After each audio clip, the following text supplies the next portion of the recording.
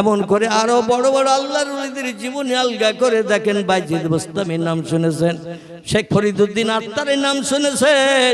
36 বছর কাল একটানা জঙ্গলের ভিতরে বসে বসে মাহবুদের নামের জপ জিকির করেছেন।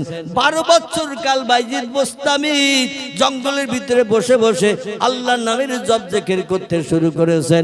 12 বছর কাল পেরিয়ে যাওয়ার পরে একটু উপরের দিকে তাকিয়ে দেখে ওই যে গাছের তলায় বসে বসে তিনি মাহবুদের নামের জপ জিকির করেছেন। একদিন দুদিন নয়, 1 মাস 2 মাস নয়, একটানা 12 বছর কাল। আল্লাহর তরফ থেকে কোন নমুনা কি আমার উপরে এসেছে?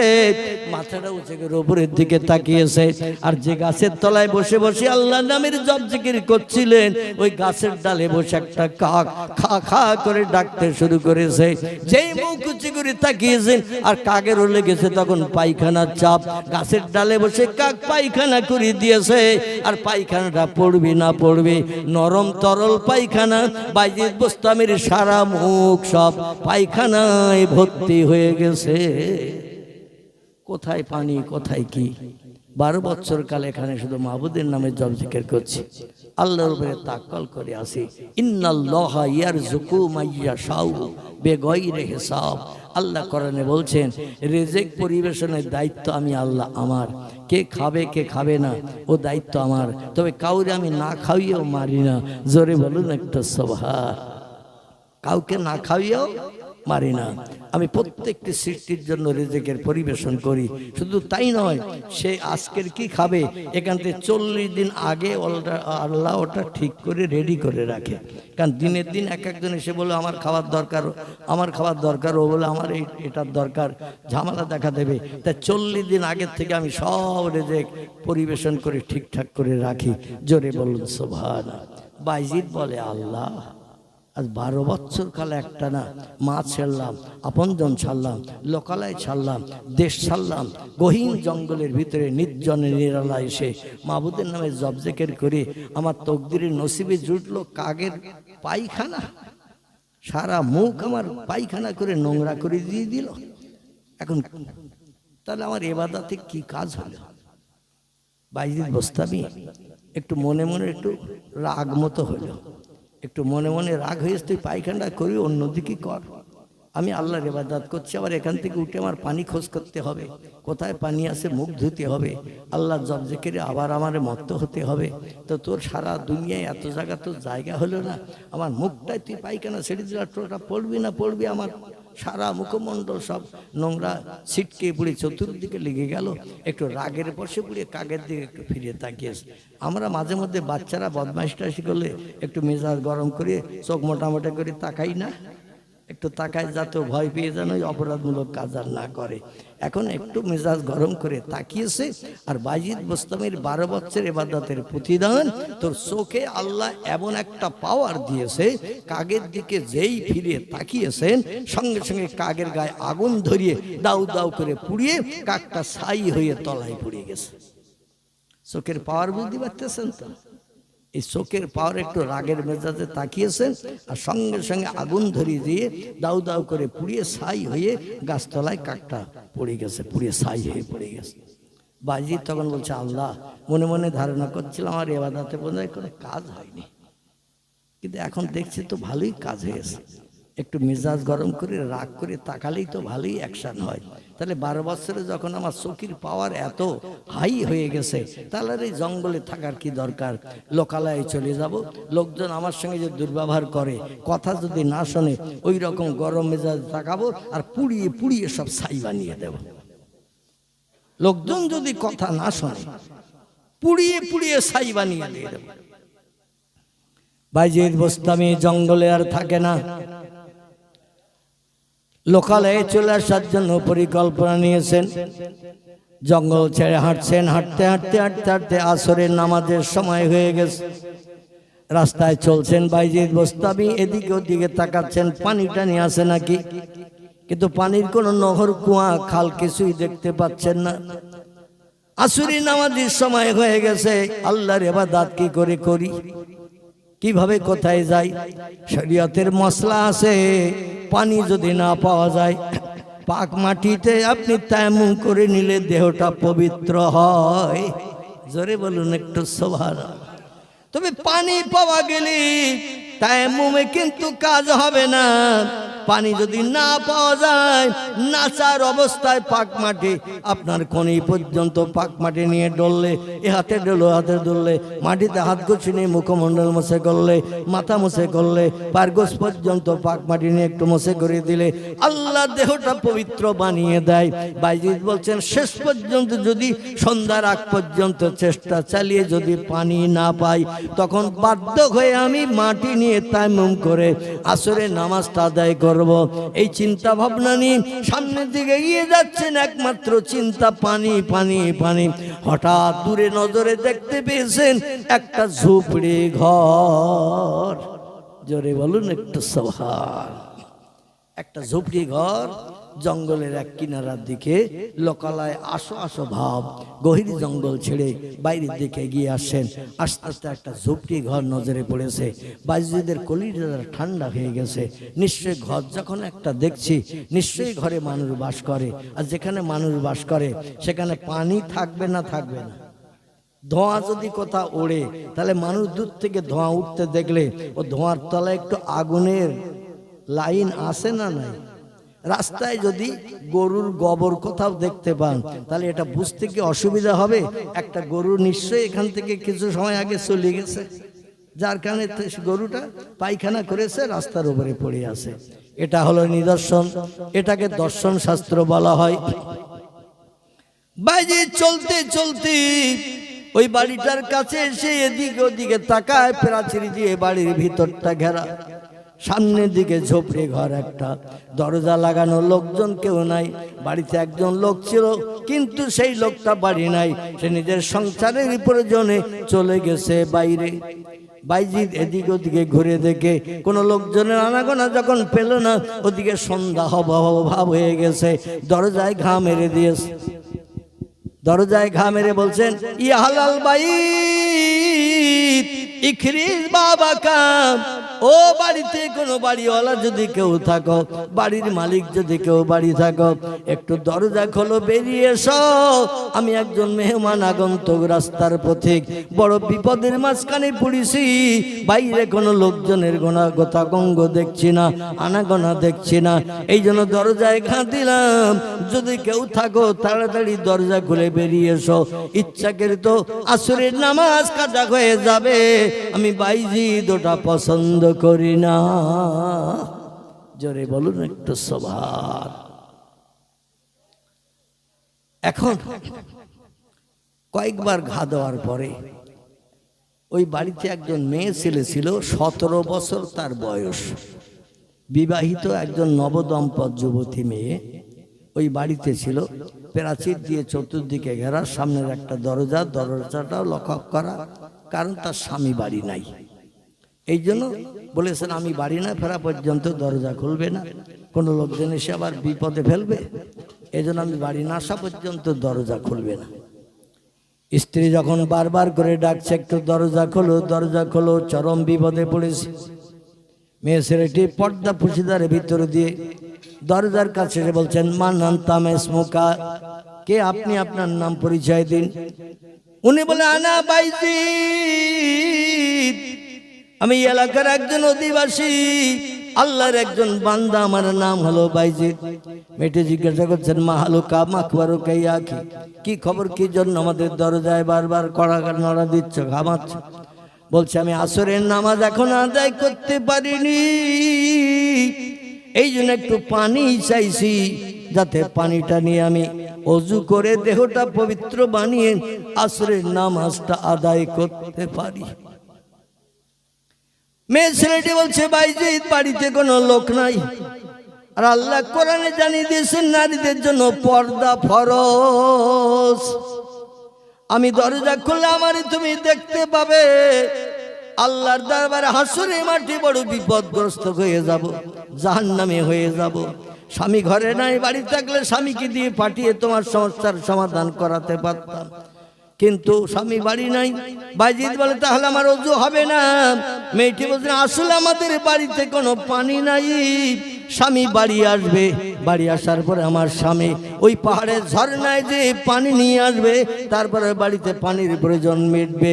অপেক্ষা করো, দেরি করো আমার স্বামীর বাড়ি আসা পর্যন্ত। বাইজিদ বলল, দেরি করতে গেলে আমার তো আসরের নামাজ কাজা হয়ে যাবে। কি বিপদে কি মুসিবতে পড়েছে। এমত অবস্থাতে মেয়েটি বলছেন, তাহলে আপনি কুমকুমিয়া কি, আপনি একটু দাঁড়ান, আমি প্রয়োজন আমার বাড়ির পানির প্রয়োজনটা একটু মিটাই আপনাকে পানি দিচ্ছি। মেয়েটি সদর দরজা ছেড়ে দিয়ে ভিতর দিককার দরজা দিয়ে কলসটা কাকে নিয়ে ওই পাহাড়ের ঝর্ণায় চলে গেছেন 3 কিলোমিটারের মতো দূর। কত দূর? 3 কিলোমিটারের মতো, 2 মাইলের মতো দূর। আচ্ছা, 2 মাইল যাওয়া হেঁটে, 2 মাইল আসা হেঁটে নামাজ হবে? ও মগরিব যাব হবে না? হবে না। এই মগরিব যাব হবে না, আসর তো দূরে থাক, মগরিব যাব হবে। বাইজিদ বলছে, ইচ্ছাকৃত বাড়ির মেয়েটি আমার নামাজ কাজা করিয়ে দিল। শরীয়তে কোনো মাজুরি অবস্থা থাকলে কাজা নামাজ আদায় করা যাবে, তবে ইচ্ছাকৃত নয়। এই জন্য তিনি বলছেন, প্রয়োজনে এখন আর পানি পাচ্ছি না, এই কারণে উনি পানি আনতে গেছেন, আমাকে আশ্বাস দিয়েছেন। এই জন্য আমি একটু অপেক্ষা করি, দরকার হয় আসরের নামাজটা মাগরিবের নামাজ আদায় করে কাজা আদায় করে নেব ইনশাল্লাহ। মেয়েটি পাড়ি নিয়ে এবার পাহাড়ের ঝর্ণা থেকে এসে হাজির হয়েছেন। এসে একটা লোটাই করে বাইজিদের কাছে পানি দিয়েছেন। বাইজিদকে দিয়ে বলছেন, আল্লাহর বান্দা, এই নিন আপনি পানি, আপনার পানির প্রয়োজন মিটিয়ে নিন। আর বাইজিদের সেই কথা, সেই জঙ্গলের কাকের গায়ে আগুন ধরা, ও কথাটা এখনো মনের থেকে ভুলিনি। বলছে, তুমি আমার আসরের নামাজ কাজা করিয়েছো, মগরিব যায় আর পানি এনে এখন দিচ্ছ, আর আমরা হচ্ছে আল্লাহর বান্দা, কাজ মিটিয়ে নেন। উনি বলছেন, একটু অ্যাকশন করি যাতে এইরকম বেয়াদবি আর কোনো মানুষের সঙ্গে না করে। বাইজিদ একটু চোখ মোটামোটা করে, কাকের দিকে যেমন একটু গরম নজরে তাকিয়েছিলেন, ওই রকম চোখ মোটামোটা করে যেই ওই মেয়েটির দিকে তাকিয়েছেন যে এর একটু আগুন ধরিয়ে শিক্ষা দেব, কোনো ব্যক্তির যেন এইরকম বিপদের মাঝখানে না ফেলে রাখে, যেই চোখ মোটামোটা করে ওই মেয়েটির দিকে বাইজিদ তাকিয়েছে, তখন মেয়েটি বলছে, আল্লাহর বান্দা, ও জঙ্গলের ইবাদত উপাসনাকারী, আমাকে তুমি জঙ্গলের কাক মনে করিও না। কি বলছে? ও আল্লাহর বান্দা বাইজিদ, আমাকে তুমি জঙ্গলের কাক মনে করিও না, যে গরম নজরে তাকাবে আমিও কাকের মতো পুড়ে ছাই হয়ে যাব। বাইজিদ বলে, আল্লাহ, গহীন জঙ্গলের ভিতরে ছিলাম, 12 বছর কাল লোকালয়ে পরিবর্তন করে, লোকালয় ছেড়ে ঘুম হারাম করি, দুনিয়ার সংসার ধর্ম পরিত্যাগ করে তোমার আপন বানানোর জন্য গাছের তলায় বসে বসে তোমার নামে জপজেকের করেছি, প্রয়োজনে গাছের পাতাও খেয়েছি, না খেয়েও থেকেছি। আর জঙ্গলের, গহীন জঙ্গলের ভিতরে একটাও লোকজন কেউ নাই, আর সেইখানে ওই কাক আমার মুখে পায়খানা করে দেওয়ার কারণে আমি রাগ সহ্য করতে না পেরে একটু গরম নজরে তাকানোর কারণে কাকটার গায়ে আগুন ধরে দিয়ে পুড়ে ছাই হয়ে নিচে পড়েছে। আল্লাহ, দুনিয়ার কেউ তো জানে না, এই মেয়েটি জানলো কি করে? বাইজিদ বলতে, তোমার পানি নিয়ে উজু করার স্বাদ আমার মিটে গেছে। এখন এই জঙ্গলের ভিতরে কাকের দিকে গরম নজরে তাকিয়েছিলাম, আর তার গায়ে আগুন ধরে পুড়িয়ে যে নিচে পড়েছে, এ তত্ত্ব তোমার দিল কে? মেয়েটি বলছে, বাইজিদ, কিছু মনে করিও না। ও বাইজিদ, আমি প্রাপ্তবয়স্ক হওয়া থেকে নিয়ে বর্তমানে আমার বয়স 17। মেয়েরা 9 বছর থেকে 10-11 বছরে সাবালিকা হয়। শরীয়তের ফতোয়ার কিতাব মোতাবেক বলছে 9 বছর থেকে মেয়েরা সাবালিকা হয়, 10-11 বছরে পূর্ণ সাবালিকা হয়ে যায়। যেখান থেকে মেয়েরা প্রাপ্তবয়স্ক হয়, ওখান থেকে আল্লাহর ফরজ হুকুম দৈনন্দিন তাদের তামিল করতে হয়। ছেলেদের যেখান থেকে স্বপ্ন দোষ হয়, রাতের বেলা ঘুমিয়ে পড়লে কাপড় চোপড় নোংরা হয়, ওইখান থেকে ছেলেরা প্রাপ্তবয়স্ক হয়। ওখান থেকে আল্লাহর ফরজ হুকুম দৈনন্দিন 5 ওয়াক্ত নামাজ তার আদায় করতে হবে। যদি কোনো ছেলে ইচ্ছাকৃত 1 ওয়াক্ত নামাজ কাজা করে, আল্লাহ নবী তিরমিজি আবু দাউদ শরীফের হাদিসে জানিয়েছেন, ইচ্ছাকৃত প্রাপ্তবয়স্ক হওয়ার পরে 1 ওয়াক্ত নামাজ যদি কেউ কাজা করে, মুয়াজ্জিন আযান শুনলো কিন্তু জামাতে শরীক হলো না, ওই ওয়াক্তের নামাজ পড়লো না, আল্লাহ পাক তার শাস্তির বিধান ঘোষণা করে দিয়েছেন, 80 হব্বা জাহান্নামের আগুনে তাকে জ্বালানো হবে। কতটা? 80 হব্বা জাহান্নামের আগুনে তারে জ্বালানো হবে। সাহাবীরা বলছে, মাহিয়াল হব্বা ইয়া রাসূলুল্লাহ, আল্লাহর পয়গম্বর হব্বা কি? নবী বলছেন, সাহাবীরা, হব্বা তারে বলা হয় 2,88,00,000 বছর একটানা জাহান্নামের আগুনে জ্বালালে সেটা হয় 1 হব্বা। 2,88,00,000 বছর একটানা জাহান্নামের আগুনে জ্বললে সেটা হয় 1 হব্বা। আর ইচ্ছাকৃত 1 ওয়াক্ত নামাজ প্রাপ্ত বয়স্ক নারী পুরুষ যুবক যুবতী এরা যদি নামাজ কাজা করে, আল্লাহ পাক তাকে 1 ওয়াক্ত নামাজ কাজা করার জন্য 80 হব্বা জাহান্নামের আগুনে জ্বালাবেন। দৈনন্দিন আমরা কত মানুষ আজ জলসা এসে বসেছি, 1 ওয়াক্ত নামাজ আজকের টোটাল এই এশা পর্যন্ত আমরা আদায় করিনি। ঠিক আছে? ঠিক বললাম না ভুল বললাম? ফজর থেকে নিয়ে এশা পর্যন্ত 5 ওয়াক্ত নামাজ আজকে যেটা চলে গেল, এই দিনটা হাজার চেষ্টা করলে আর ফিরিয়ে আনতে পারবো? চায়ের দোকানে বসে, ক্লাব ঘরে বসে, বিভিন্ন জায়গায় বসে আজান শুনতে পেয়েছে কিন্তু জামাতে শরীক হতে পারেনি।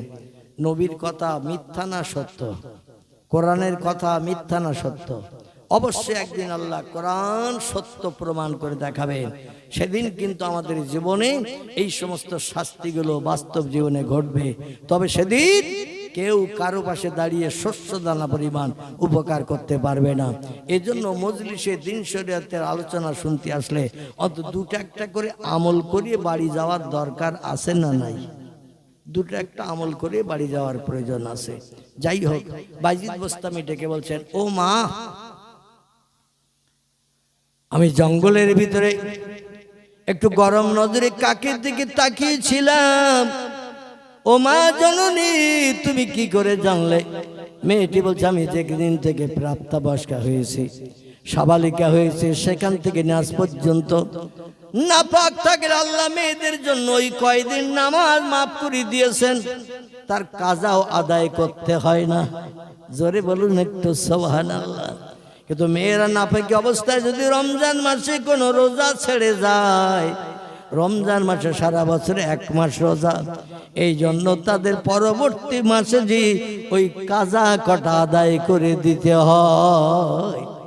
কিন্তু অন্য মাসে যদি নাপাকির কারণে নামাজ কাজা হয়ে যায়, আল্লাহ তাদের মাফ করে দিয়েছেন।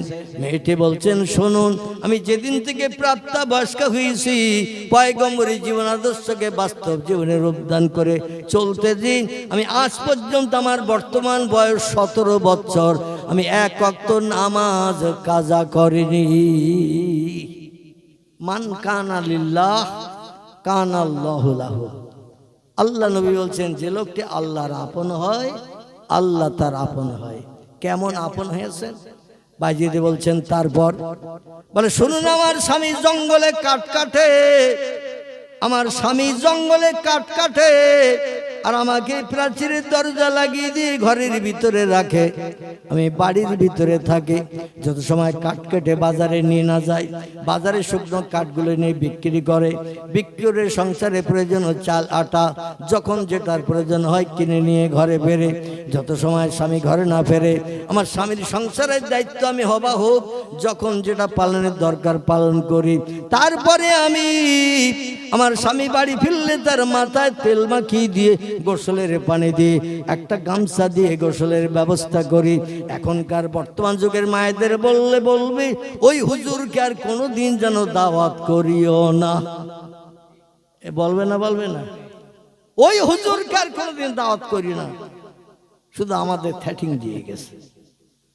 আমার ভাইরা, তিনি বলছেন আমার স্বামীর গোসলের ব্যবস্থা করে দিই, আমি তার খাওয়ার গুলো রেডি করে সামনে রেখি, আর যদি কোনো কাজের ত্রুটি হয়ে যায় একটা দড়িও পাশের কাছে গছিয়ে রাখি। আর ওই বাড়ির ভিতরের মাঝখানে, উঠানের মাঝখানে সদরে ওই যে একটা খোটা পথ আছে দেখছেন, একটা খুঁটি, ওই খুঁটির গায়ে আমারে বেঁধে রেখে মনের শখ মেটানোর জন্য আমার ত্রুটি অপরাধের কারণে যদি কোনো প্রহারের দরকার হয়, বেঁধে মারার যদি দরকার হয়, তো দড়ি একটা রেডি করে রেখেছে আর একটা খোটা পোতা রয়েছে, সেইখানে বেঁধে রেখে আমারে প্রহার করে তার শখ শান্তি মিটাবে। তারপরে আমি তার খাওয়ান দাওয়ান সারিয়ে দিই, আমি তাল পাকার হাওয়া দিই, আমি তার গায়ে হাওয়া দিয়ে দিই, তার দেহের ক্লান্তি দূর করি। রাত পর্যন্ত যত সময় তিনি না ঘুমায় আমি তার মাথার পাশে বসে বসে পাকার হাওয়া দিয়ে দিই, তার দেহের ক্লান্তি দূর করিয়ে দিই।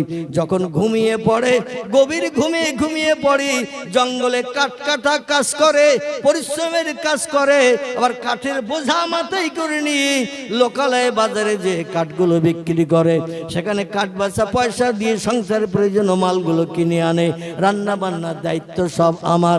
এরপরে স্বামী যখন ঘুমিয়ে পড়ে আমি ওই সময় থেকে নিয়ে ফজরের আযান ধ্বনির আগ মুহূর্ত পর্যন্ত আল্লাহর ইবাদতের উদ্দেশ্যে স্বামীর মাথার পাশে যায় নামাজের পাটি পেতে পেতে আমি তাহাজ্জুদের নামাজ পড়ে পড়ে আমার জীবনটা অতিবাহিত করি।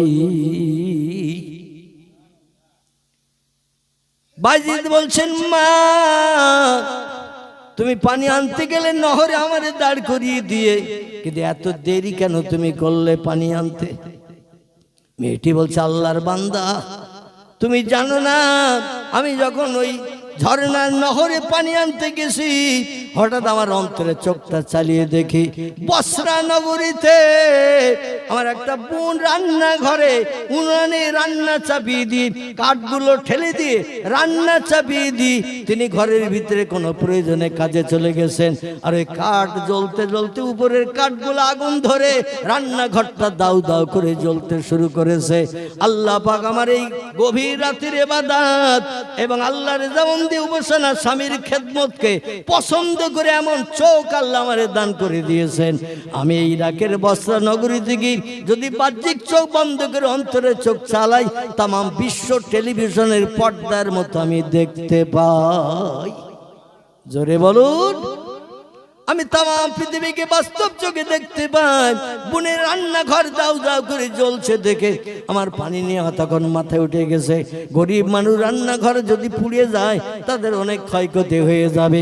তাড়াতাড়ি ঝর্ণার পানি কলসি থেকে হাতে করে নিয়ে আল্লাহ পাকের পাক কালাম কোরআন মজিদ একটু তেলাওয়াত করে বিসমিল্লাহ শরীফ পাঠ করে আমার হাতের পানিতে ফুঁক দিয়ে আমি এখান থেকে এই পাহাড়ের ঝর্ণা এলাকা থেকে ছুড়ে দিয়ে দিয়েছি। এখান থেকে কম বেশি আমার বোনের বাড়ি হলো 400 মাইল দূর। কত দূর? 400 মাইল দূর আমার বোনের বাড়ি। আমি পানি ছিটিয়ে দিয়ে দিলাম এখান থেকে, ওই পাহাড়ের ঝর্ণার কিনারা থেকে পানি ছিটিয়ে দেওয়ার পরে দেখলাম আল্লাহ আমার হাতের পানিকে উঠিয়ে নিয়ে যে বোনের রান্নাঘরের সমস্ত আগুন নিভিয়ে দিয়ে দিয়েছেন। এলাকার মানুষ এসে তাজ্জব দাঁড়িয়ে দাঁড়িয়ে দেখছে, তাদেরও কাছে কোনো আগুন নিবানোর কিছুই ছিল না। হঠাৎ দপ করে আগুন কেন নিভে গেল তারা তাজ্জব হয়ে গেছে।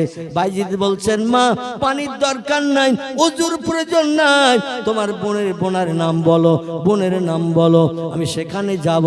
তুমি এখান থেকে পানি ছিটিয়েছো আর 400 মাইল দূর 600 কিলোমিটার দূরে বোনের রান্নাঘরে আগুন ধরে আগুন নিভে গেছে।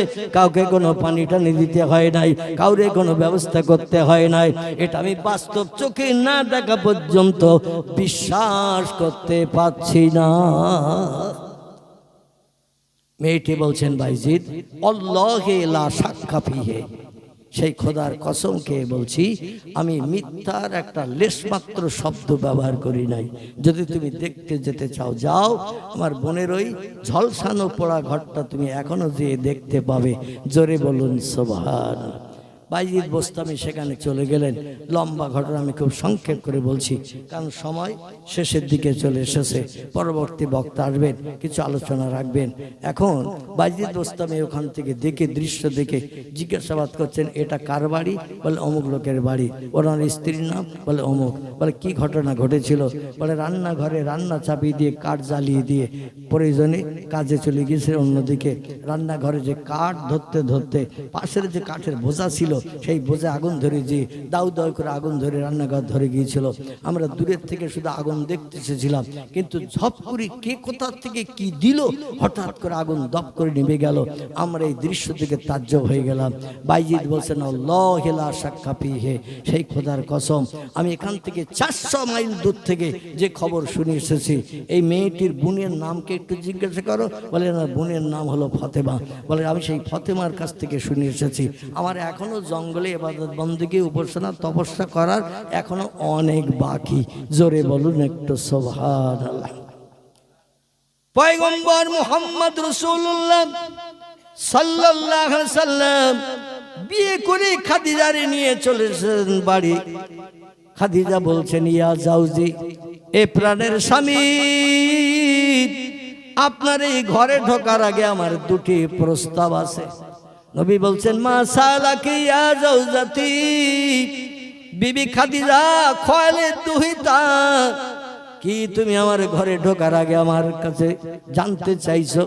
খাদিজা বলছে, ইয়া রাসূলুল্লাহ, এ আমার প্রাণের স্বামী, এতদিন পর্যন্ত আমি যখন যেটা বলতাম, বিয়ের আগ পর্যন্ত আপনি আমার বাড়ির গোলাম চাকর ছিলেন কিনা, মানদারের দায়িত্ব পালন করতেন কিনা? নবী বলছেন, চাচা থেকে ঠিক করে দিয়েছিল সংসারের উন্নতির জন্য, সংসারটা যাতে সুস্থভাবে চলে। আর আমি এমনি এমনি ঘুরে বেড়াতে পছন্দ করতাম না। যুবক মানুষ কোনো কাজ করব না, সংসারের উন্নতি কাজ করব না, এটা আমিও পছন্দ করতাম না। কাজের সন্ধান যখন হয়ে গেল, আমি আনন্দে আত্মহারা হয়ে গেলাম। তাই তোমার ঘরে কাজ করতাম, মাস গেলে মাইনে পেতাম, চাচার হাতে তুলে দিয়ে দিতাম। বিবি গো, হযরতে খাদিজা বলছেন, প্রাণের স্বামী, আমার ঘরে যখন দীর্ঘদিন আপনি গোলামগিরি, চাকরগিরি, বান্দারগিরি করেছেন, আইয়া রাসূলুল্লাহ, প্রাণের স্বামী, আমি যখন যেটা বলতাম আপনি সেটার মর্যাদা দিতেন না। নবী বলছেন, মালিকের কথা না শুনলে, বাড়ির মালিকের হুকুম না তামিল করলে কোনো গোলাম চাকরের সেখানে ভাত হয় না। মালিক যেটা বলে সেটা গোলাম চাকর মানদারকে শুনতে হয়। এজন্য আপনি ছিলেন আমাদের কর্তা মালিক, আপনার গোলাম আপনার কর্মচারী। এই কর্মচারী হিসেবে যা বলতেন তাই শুনতাম। খাদিজা বলতেন, আজকের আমার আপনার ঘরে ঢোকার আগে তথ্য, এখান থেকে নিয়ে যতদিন পর্যন্ত বাঁচবো আপনি হুকুম করবেন আর আমি শুনবো, আমার একটা হুকুম আপনার মান্যতা দিতে হবে না। জোরে বলুন একটু সুবহান। এখান থেকে যতদিন আমি বাঁচবো আপনি যেটা প্রয়োজন হবে আমার কাছে হুকুম করবেন, আপনার হুকুমের মান্যতা আমি দেব, কিন্তু আমার হুকুম আপনার আর শুনতে হবে না। কারণ আমার চাচা ওয়ারকাবির নাওফলের মাধ্যম দিয়ে, আপনার চাচা আবু তালেবের মাধ্যম দিয়ে আমরা বিবাহিত জীবনে এখন অ্যাডজাস্ট হয়েছি। বিবাহিত জীবনে আমরা সংসার করতে এসেছি। এখন থেকে আপনি আমার মালিক, আমি আপনার গোলাম চাকর মানদার, যেটা বলবেন শুনবো, কোনোদিন আপনার হুকুমের খেলাপ করব না। জোরে বলুন সুবহানাল্লাহ। নবী বললেন, স্বামীর হুকুমের মান্যতা দিলে সংসারে জান্নাতি সুখ আসবে। এ সংসারে কোনোদিন অভাব অনটন, দুঃখ দুর্দশা, অশান্তি আসবে না। খাদিজা বলছেন, প্রাণের স্বামী, আপনার ঘরে ঢোকার আগে আমি বিবাহিত হয়ে প্রথমে এসেছি এই মক্কার কাবা ঘরের পূর্ব দিকে, ঘরের দরজার সামনে আমার 2 নম্বরে একটা প্রস্তাব আছে। নবী বলছেন, মা সালাকি ইয়া জাউজাতি, এই প্রাণের বিবি খাদিজা, আবার 2 নম্বরে কি বলতে চাও? খাদিজা বলছেন, মক্কা নগরীতে আল্লাহ পাক আমাকে সব থেকে বড় ধনী বানিয়েছেন। আমার মতো টাকা পয়সা অর্থ সারা মক্কা নগরীতে আর কারো নাই। আজকের আমার যত টাকা পয়সা সোনা দানা সম্পদ আছে, সব সম্পদগুলো আপনার হাতে তুলে দিলাম। আমার টোটাল সম্পদের মালিক আপনি। আপনি পূর্বে যেমন আমার মানদার চাকর ছিলেন, গোলাম ছিলেন, আজকের থেকে সেই গোলাম হলাম আমি। জোরে বলুন সুবহান। নবী বললেন, তোমার টোটাল টাকার মালিক আমি? খাদিজা বলছেন, না মা, আল্লাহ নবী বলছেন তাহলে আমি যেখানে ইচ্ছা খরচ করতে পারি। খাদিজা বলছেন আপনার টাকা আপনি যেখানে পারবেন খরচ করবেন, কারো কাছে কই বাদ দিতে হবে না। নবী বললেন তাহলে শোনো, এতদিন পর্যন্ত চাচার সংসারের অভাব দূরীকরণের জন্য চতুর্দিকে ঘুরে ঘুরে বেরিয়েছি, কাজের খোঁজ করেছি, কাজের সন্ধান নিয়েছি। তোমার অগাধ সম্পত্তির টাকা পয়সা সোনা দানার মালিক আমারই যদি তুমি বানাও, যেখানে ইচ্ছা সেখানে খরচ করতে পারবো। এ তথ্য যখন তুমি দিয়েছো খাদিজা গো, এতদিন আমি মনে মনে ভাবতাম আমার আল্লাহরে কবে আপন বানাবো, আল্লাহর সঙ্গে আমি সম্পর্ক গাঢ়তর করব, কিন্তু সংসারে অভাব অনটনের জন্য আল্লাহকে আপন বানাতে নির্জন জায়গায় যেতে পারিনি। টাকার মালিক যখন আমি যেটা বললো তুমি শুনবে, তাহলে আমারও দুটি কথা তোমার কাছে আছে। খাদিজা বলছে মা সালা কাইয়া যাও, যে প্রাণের স্বামীর কি কথা বলুন। আল্লাহ নবী বলছেন আমি এই টোটাল টাকা আমার চাচার হাতে আবু তালেবের হাতে তুলে দেব, সংসারে যখন যেটা প্রয়োজন হবে খরচ করবে।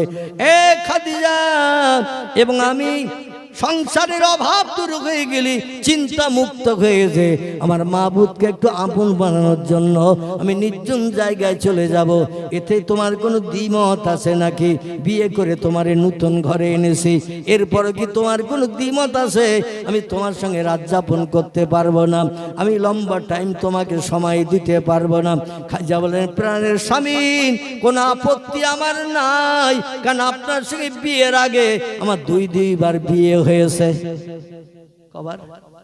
আপনার সঙ্গে বিয়ের আগে আমার দুইবার বিয়ে হয়েছে, দুটি স্বামীর ঔরসে দুটি বাচ্চাও হয়েছে। আমার জীবন যৌবনের ক্ষুধা পূর্বে কম বেশি মিটে গেছে। আপনি হলেন বিশ্ব সুন্দর, মুস্কি মুস্কি হাসেন, মিষ্টি মিষ্টি কথা বলেন, মধুমাখা মধুর মতো কথা আপনার কণ্ঠে জারি হয়। আর আমি চাই না আপনি অখুশি হন, আপনি যেখানে ইচ্ছা সেখানে যেতে পারেন নিজের সমস্যার সমাধানের জন্য। আমার তরফ থেকে কোনো বাধা আপনি পাবেন না, কোনো বাধা আমি দেব না, কারণ পূর্বে আমার দুইবার বিয়ে হয়েছে। আমাকে আপনি ঘরে রেখে যেখানে ইচ্ছা সেখানে যেতে পারেন, আমি কোনো আপত্তি করব না। জোরে বলুন একটু সুবহানাল্লাহ। আমাদের দেশে 22 বছরের মেয়ে, 24 বছরের ছেলে বিয়ে শাদী হলো দেখাশুনো করে। বিয়ের পরে যখন বাড়িতে নিয়ে এসেছে, স্বামী বলছে শোনো, আমি কাল সকালে কিন্তু ফ্লাইটের টিকিট কাটা আছে, চলে যাব সৌদি আরবে, চলে যাব ইন্দোনেশিয়ায়, চলে ক্বালান নবিয়্যু সাল্লাল্লাহু আলাইহি ওয়াসাল্লাম ইন্নামা বুইসতু মুআল্লিমা وقال الله تعالى في آية أخرى كنت نبيا وآدم بين الماء والطين। প্রাণ খুলে গলা ছেড়ে উচ্চ রবে বলুন আল্লাহু আকবার। যাদের কাছে কোরআনের কথা মিথ্যা হিসাবে বিবেচিত, পয়গম্বর মুহাম্মদ রাসূলুল্লাহ জবানির ভিতরে সব তথ্যগুলো মিথ্যা ভুলে ভরা, কারণ তিনি স্কুলে যান নাই, কলেজের চৌকাট পার হন নাই, কোন হাই স্কুলের দরজা পেরোয়নি, স্কুলের অ্যাটেন্ডেন্সের খাতায় যার নাম লেখা হয়নি, খাতা কলম দিলে যিনি সারা জীবন নাম লিখতে পারেননি, বই দিলে যিনি পড়তে পারেননি। বর্তমান প্রযুক্তি যুগের কিছু উচ্চশিক্ষিত ব্যক্তিরা তারা মুহাম্মদ রাসূলুল্লাহকে মূর্খ অজ্ঞ হিসাবে আখ্যায়িত করেছেন। আমরা কি সব ওই দলের লোক? আমরা যদি সকলে ওই দলের লোক না হই, তাহলে নবী মুহাম্মদ রাসূলুল্লাহ শিক্ষিত ছিলেন না মূর্খ ছিলেন? শিক্ষিত ছিলেন।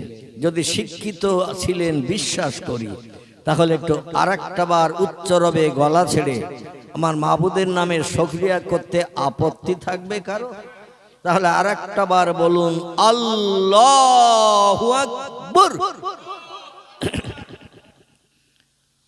وقال الله تعالى في شان حبيبه ইন্নাল্লাহা ওয়া মালাইকাতাহু ইউসাল্লুনা আলান নাবিয়্যি ইয়া আইয়ুহাল্লাযীনা আমানু সাল্লু আলাইহি ওয়া সাল্লিমু তাসলিমা আল্লাহুম্মা সাল্লি আলা সাইয়্যিদিনা মাওলানা ওয়া আলা আলি সাইয়্যিদিনা মাওলানা। নবীর নামে দরুদ শরীফ পড়লে আমাদের লাভ হবে না লস হবে? কিন্তু আমি তো লাভের নমুনা আপনাদের কণ্ঠ থেকে পাচ্ছি না। আমি আপনাদের সকলের সঙ্গে একমত। নবীর মহব্বতে গলা ছেড়ে ঠোঁটের মাধ্যম দিয়ে জিভের মাধ্যম দিয়ে আওয়াজ তুলে দরুদ শরীফ পড়লে লাভ বই লস হবে না। কিন্তু আমি ঘুরিয়ে যদি জিজ্ঞাসাবাদ করি কি লাভ হবে? লাভ হবে, আমি আপনাদের সঙ্গে একমত। কিন্তু ঘুরিয়ে যদি জিজ্ঞাসাবাদ করি নবীর নামে, যিনি 1450 বছর আগে পৃথিবীর মোহমায়া ছেড়ে আল্লাহর ডাকে সাড়া দিয়ে সুদূর মদিনাতুল মুনাওয়ারায় সবুজ গম্বুজের নিচে ইয়াসরিবের দেশে, যে দেশটির বর্তমান নাম আল মদিনাতুল মুনাওয়ারা, সেই দেশে মা আয়েশাতুল হুমায়রা রাদিয়াল্লাহু আনহার ঘরের ভিতরে কবরস্থ হয়ে আছেন। বিশ্বনবী মুহাম্মদ রাসূলুল্লাহর সঙ্গে তার স্ত্রীদের সঙ্গে কেমন সম্পর্ক ছিল, কেমন মহব্বত, প্রেম, ভালোবাসার নজির এই পৃথিবীতে তারা দেখিয়ে দিয়ে গেছেন। ইতিহাস আলগা করলে আমরা নজিরগুলো এখনো দেখতে পাই। কেতাবের নাম সিরাতে ইবনে হিশাম, সিরাতুন নবী, আসাহু সিয়ার, এমন করে আর রাহিকুল মাকতুম, মোহরাঙ্কিত স্বর্গীয় সুধা, বিশ্বনবীর বিভিন্ন জীবনী গ্রন্থ আলগা করলে আমরা তথ্যটি দেখতে পাই। আজকের আমাদের দেশের মেয়েদের যদি বলা হয়, খুব ভালো করে শুনবেন, লম্বা আলোচনা আমি করব না, কারণ কম বেশি আপনারা অনেকে জানেন, আবার অনেকে হয়তো খবর রাখেন না। আমি দীর্ঘ 4 বছর কাল কঠিন রোগে আক্রান্ত ছিলাম, একটানা 4 বছর। আমার 2টি কিডনি ড্যামেজ, 2টি কিডনি অকেজ হয়ে গিয়েছিল। একদিন বাদ একদিন বসিরহাট থেকে কলকাতা সে আরএন টেগর হসপিটাল, একদিন বাদ একদিন আমাকে ডায়ালিসিস করতে যেতে হয়েছে 3.5 বছর। কতদিন বললাম? 3.5 বছর, একদিন বাদ একদিন। বাড়ি থেকে 82 কিলোমিটার রাস্তা যেতে হয়েছে, আবার 82 কিলোমিটার রাস্তা ডায়ালিসিস করার পরে বাড়ি ফিরতে হয়েছে। যেতে আসতে সময় লাগতো 9 ঘন্টা 9 ঘন্টার মতো। বাড়ি থেকে বেরিয়ে গেলে বাড়ি ফিরতে সময় লাগতো 9 ঘন্টা 9.5 ঘন্টার মতো, কারণ হসপিটালের বেডে শুয়ে থাকতে হতো পুরো 4 ঘন্টা, 5 মিনিট বেশি ছাড়া 5 মিনিট কম না। আর এই রকম মোটা মোটা 2টো সুচ হাতের শিরার ভিতরে, একটা এখানে একটা এখানে, তারপরে গলায়, তারপর বুকে, 3 জায়গায় চ্যানেল করা হয়েছে। 3.5 বছর একদিন রাত একদিন দেহের পানি বার করতে হয়েছে, কারণ 24 ঘন্টায় যা পানি খেতাম সব দেহে জমে যেত। 24 ঘন্টায় খুব কষ্ট করে পেশাব করলে 2 ফোঁটা পেশাব হতো। ক ফোঁটা বললাম? মানে কষ্ট করে পেশাব করলে 2 ফোঁটা হতো, আর বাকি পানি যা খেতাম পিপাসার জন্য সব দেহের ভিতরে জমে যেত। মানে কোনো জায়গায় যদি একটু সালাগত্ত করা হয় আর পানি যদি ঢেলে দেয়া হয়, পানিটা উপরে থাকে না, নিচে দিয়ে চলে যায়। তো আমার দেহে যেখানে যা গর্তগাত্তা ছিল পানি সব সেখানে যেয়ে জমা হতো। ব্যাঙ মারা গেলে 4 দিন পরে যেমন ফুলে মোটা হয়, দেহটা ওই রকম মোটা হতো। তো 4 ঘন্টা ডায়ালিসিস করে মেশিনের মাধ্যম দিয়ে পানি বার করে টোটাল পানি বেরিয়েছে 4 লিটার 200 পর্যন্ত, একদিন বাদ একদিন। কোনোদিন 3.5 লিটার, কোনোদিন 3 লিটার 700, কোনোদিন 3 লিটার 400, কোনোদিন 4 লিটার। 4 লিটার 200-র বেশি আর হয়নি। এইভাবে 3.5 বছর ডায়ালিসিসের পরে কলকাতা আরএনটেগর হসপিটাল, নাম জানেন কম বেশি, দেবী শেঠির হসপিটাল, যিনি মুকুন্দপুরে বানিয়েছেন গড়িয়ার কাছাকাছি। সেখানে 2024 সালের 18ই জানুয়ারি অধমের কিডনি ট্রান্সপ্লান্ট হয়। একজনের পেট থেকে একটা কিডনি কেটে নিয়ে আমার পেটে জোড়া দেওয়া। আপনাদের সকলের পেটে কিডনি দুটো করে আছে। বর্তমানে আমার এখন চলতেছে একটার মাধ্যম দিয়ে। আল্লাহু আকবার। আমার গ্রামের 98% মানুষের ধারণা ছিল আমি আর বাঁচব না। চেহারা দেখলেই মানুষ কাঁদত। বর্তমান ওজন 59.5, মাঝে মাঝে 60ও হয়। এখন এই বর্তমান ওজন, তখন ডায়ালিসিস করে করে আমার ওজন হয়ে গেছিল 44-45 কেজি। শুধু হাড়ের গায়ে চামড়াগুলো লাগানো ছিল, চেহারা কালো হয়ে গিয়েছিল। বাংলা একটা প্রবাদ আছে, রাখে আল্লাহ মারে কে, আর মারে আল্লাহ, একটু জোরে বলেন, রাখে কে। এই প্রবাদটা যে 100% সত্য, 100-র ভিতরে 100% সত্য, আল্লাহ অধম কি দিয়ে সেটা প্রমাণ করিয়ে দেখেছে। কবরের যাত্রীকে আপনাদের মতো হাজার বলবো না, লক্ষ লক্ষ মানুষের দোয়ার বাবরকতে কবরের যাত্রীকে আল্লাহ আবার ডাঙায় উঠিয়ে চেয়ারে বসিয়েছেন। তাই দিন শরিয়তের 2-4 কথা আবার মানুষের কাছে বলার সুযোগ পাচ্ছি। অন্যথা এতদিন হাড় মাটি হয়ে যেত, আপনাদের সঙ্গে আমার সাক্ষাৎ হতো না। আপনাদের এই পাড়ার 2টো ছেলে আমার খুব মহব্বতের ভক্ত, এরা প্রায় আমাকে দেখতে যেত। যাই হোক, তাদেরই আহ্বানের মাধ্যম দিয়ে আমি আপনাদের সঙ্গে অনেক দিন পরে আবার দেখা করতে এসেছি। যাই হোক, যেটা বলতে চাচ্ছি এবার আসুন, নিজের কথা আর বলবো না। আমি যেটা বলতে চাচ্ছি সেটি হলো এই, পয়গম্বর মুহাম্মদ রাসূলুল্লাহর মহব্বতে দরুদ শরীফ পড়লে লাভ হবে আমরা জানি, কিন্তু কি লাভ হবে ওটা আমরা জানি না। যার কারণে দরুদের উপরে মহব্বত, প্রেম, ভালোবাসা আমাদের নাই। কথাটা ঠিক বললাম না ভুল বললাম? নবীজির মহব্বতে দরুদ শরীফ পড়লে কি লাভ হবে এটা যদি আমরা জানতাম, তাহলে অবশ্যই একটু প্রাণ খুলে উচ্চ রবে ঘুমন্ত ব্যক্তিদের হয়তো সকলে একসঙ্গে কথা বললে ঘুমও ভেঙে যেত। একসঙ্গে দরুদ শরীফ পড়লে একটু আওয়াজ বেশি হয় না কম হয়? বেশি হয়। কিন্তু জানি না ঘুমঢুলুল ভাব কাল লেগেছে। তবে এখনো ঘুমানোর সময় আসেনি। রাত 11:30, 12টা বাজলে আস্তে আস্তে চোখ মুদিয়ে আসে। এখন তো মাত্র বেজেছে 10টা 10:10 নাকি, খুব বেশি রাত হয়নি। তো নবীর মহব্বতে দরুদ শরীফ পড়লে কি লাভ হবে, একটি কোরআন থেকে তথ্য দেব, একটি পয়গম্বরের জবানি থেকে তথ্য দেব। তারপরে আল্লাহর পাক কালাম কোরআন মজিদ থেকে পয়গম্বরের শানে 2টি আয়াত রেখেছি। বিশ্বনবী মুহাম্মদ রাসূলুল্লাহ জবানে মোবারক 3টি ছোট্ট ছোট হাদিস আপনাদের কাছে পরিবেশন করেছি। আশা রাখি এই কোরআনের আয়াত হাদিসের তরজমা ব্যাখ্যা করতে করতে আমার সময় অতিবাহিত হয়ে যাবে। পরবর্তী বক্তা যিনি আসছেন, এখনো এসে ওঠেননি, তিনি আপনাদের সঙ্গে 4 চক্ষের মিলন ঘটাবেন ইনশাআল্লাহ। তবে সেই নবীর মহব্বতে আমি আরেকটাবার আপনাদের একটু যাচাই করতে চাইছি, একটু দরুদ শরীফ পড়লে লাভ আছে, কোরআন থেকে তথ্য দেব, হাদিস থেকে তেও দেব। তার আগে একটু আপনাদের যাচাই করে নেই। আমার সঙ্গে একটু গলা ছেড়ে উচ্চ রবে দরুদ শরীফ পড়ে নেন। আল্লাহুম্মা সাল্লি আলা সাইয়্যিদিনা মাওলানা মুহাম্মদ ওয়া আলা আলি সাইয়্যিদিনা মাওলানা। ইউসুফকে দেখে জুলাইখা পাগল, ইউসুফকে দেখে জুলাইখা পাগল, রসুলকে দেখে খাদিজা,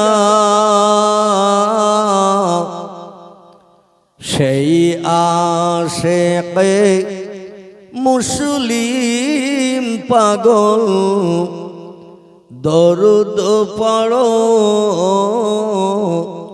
মুস্তাফা। আল্লাহুম্মা সাল্লি আলা মাওলানা মুহাম্মদ ওয়ালা আলে সাইয়্যিদিনা মাওলানা পয়দা হইয়া দিনের নবী পয়দা হইয়া নূরের নবী না দেখিলেন পিতার মুখ 6 বৎসরের কালে নবী হারাইলেন যে মায়ের বুক আল্লাহুম্মা সাল্লি আলা মাওলানা মুহাম্মদ ওয়ালা আলে সাইয়্যিদিনা মাওলানা মুহাম্মদ। কোরআনের 22 পারা, সূরাটির নাম হলো সূরাতুল আহজাব। এই সূরার ভিতরে আল্লাহ পাক পয়গম্বরের মহব্বতে দরুদ শরীফ পড়লে কি লাভ হবে আল্লাহ এখানেই তত্ত্ব কোট করে দিয়েছে। বিসমিল্লাহির রহমানির রহিম। ইন্নাল্লাহা ওয়া মালাইকাতাহু ইউসাল্লুনা আলান নাবিয়্যি। আল্লাহ বলছেন ইন্নাল্লাহ, নিশ্চয় আমি আল্লাহ পাক, ও মালাইকাতাহু, এবং আমার ফেরেশতা মণ্ডলীরা, ইউসাল্লুনা আলান নবী, আমার আখিরি জামানার পয়গম্বর, কলির কলকে রাহবার কামলিওয়ালা, যারে না বানালে তাম বিশ্ব ব্রহ্মাণ্ড কিছুই বানাতাম না। হাদিসে কুদসির ভিতরে এসেছে, লাউলাকা লামা খলাকতুল আফলাক। আল্লাহ পাক ইলহামের মাধ্যম দিয়ে জানিয়ে দিলেন, হাবিব, আমি কোন সৃষ্টি কিছুই বানাতাম না যদি সৃষ্টির পূর্বে আপনাকে প্রথম না বানাতাম।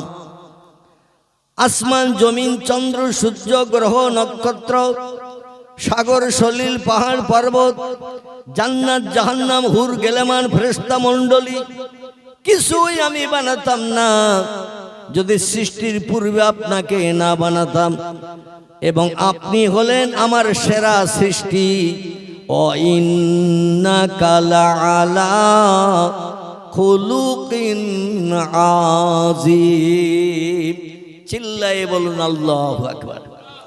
আল্লাহ বলছেন, যত সৃষ্টি পৃথিবীতে তোমরা চোখে দেখতে পাও, বাঘ ভাল্লুক হাতি সিংহ গন্ডার ইঁদুর কুকুর বিড়াল সাপ বিচ্ছু ব্যাঙ মাছি মশা পিপিলিকা কীট পতঙ্গ জীবজন্তু, যা কিছু চোখে দেখতে পাও, যা কিছু চোখে দেখতে পাও না, সমস্ত সৃষ্টির ভিতরে একজন ব্যক্তিকে আমি সেরা করে বানিয়েছি। তিনি হলেন আমাদের রাহবার কামলিওয়ালা, আমাদের ধর্মীয় নেতা, যার নাম আল্লাহ নিজেই পছন্দ করে লিপিবদ্ধ করে কোরআনে কোট করে দিয়েছেন। আমরা যারা এই মজলিসে এসে বসেছি, আমরা মায়ের উদর থেকে যখন দুনিয়ার মুখ দেখেছি, আমাদের নামগুলো কে রেখেছিলেন একটু বলেন? আমাদের নামগুলো রেখেছিল কে? কথা না বললে আমি কথা বলতে পারবো। ভুল হলে সংশোধন হবে, সঠিক হলে আলহামদুলিল্লাহ আমি খুশিতে বাগ বাগ হব। তো এই থেকে আমি নিয়ত করে বসে থাকলে হবে না, কথা বলতে হবে। কথা বললে আমার কিছু দিতে সুবিধা হবে, আপনাদের নিতেও সুবিধা হবে। তো তত্ত্ব দিতে যে ভুল হলে যেন লজ্জা পাবেন না, সংশোধন হবে। আর তত্ত্ব সঠিক হলে আলহামদুলিল্লাহ আমি খুশিতে বাগ বাগ হব, আরো সামনে এগিয়ে যেতে সুবিধা পাবো। আমরা এই পৃথিবীতে যখন জন্মগ্রহণ করেছি, মায়ের উদর থেকে এই দুনিয়ার মুখ দেখেছি, আমাদের নাম রেখেছিল কে? শুধু বাপ? বাপ মা দাদা দাদি নানা নানি আপনজন আত্মীয় স্বজন বিভিন্ন লোক নাম রেখেছে। 2-5টার নাম নিয়ে আবার যাচাই করে একটা নাম পছন্দ করা হয়েছে, ঠিক তো নাকি? যদি ভুল হয় ধরে দেবেন। রসুল বলছেন, কুল্লু বনি আদমা খাত্তাউন, প্রত্যেকটা আদম বংশধর ভুলে ভরা গুনাহগার। কথা বললে ভুল হবে, কাজ করলে ভুল হবে। আর এমন কোন ব্যক্তি পৃথিবীতে নাই যার গোনা নাই মুহাম্মাদুর রাসূলুল্লাহ ছাড়া। জোরে বলুন একটু সুবহানাল্লাহ। নবীর কোনো ভুল নাই, নবীর কোনো গোনা নাই। তবে পয়গম্বরের জীবনে একটু মিস্টেক হয়েছে একটা জায়গায়। মক্কার শত্রু যখন পয়গম্বরকে বলল, মুহাম্মদ তোমাকে পয়গম্বর বলে বিশ্বাস করব, মান্যতা দেব, যদি ওই আকাশের চাঁদ তুমি দুই দিকে দু টুকরো করে দেখাতে পারো। পাহাড়ের ধারে নিয়ে যায়, পাথরকে কথা বলাও। জঙ্গলের পশু হরিণের কাছে নিয়ে যায়, হরিণ জবান খুলে তোমারে পয়গম্বর বলে। বাঘের সামনে ঝোপঝাড় জঙ্গলের সামনে দূরে দেখিয়ে দেই, বাঘ তোমারে পছন্দ করে বলে আনতা রাসূলুল্লাহ হে, আনতা নবী আল্লাহ হে, লা শাক্কা ফিহি। কোন জায়গায় নিয়ে পরীক্ষায় তোমারে ফেল করাতে পারে নাই, কারণ পৃথিবীর জমিনে জাদু কাটে ঘুরিয়ে তুমি সব বশ করে রেখেছো। এই জন্য কোনোদিন তোমাকে আমরা ফেল করাতে পারি নাই।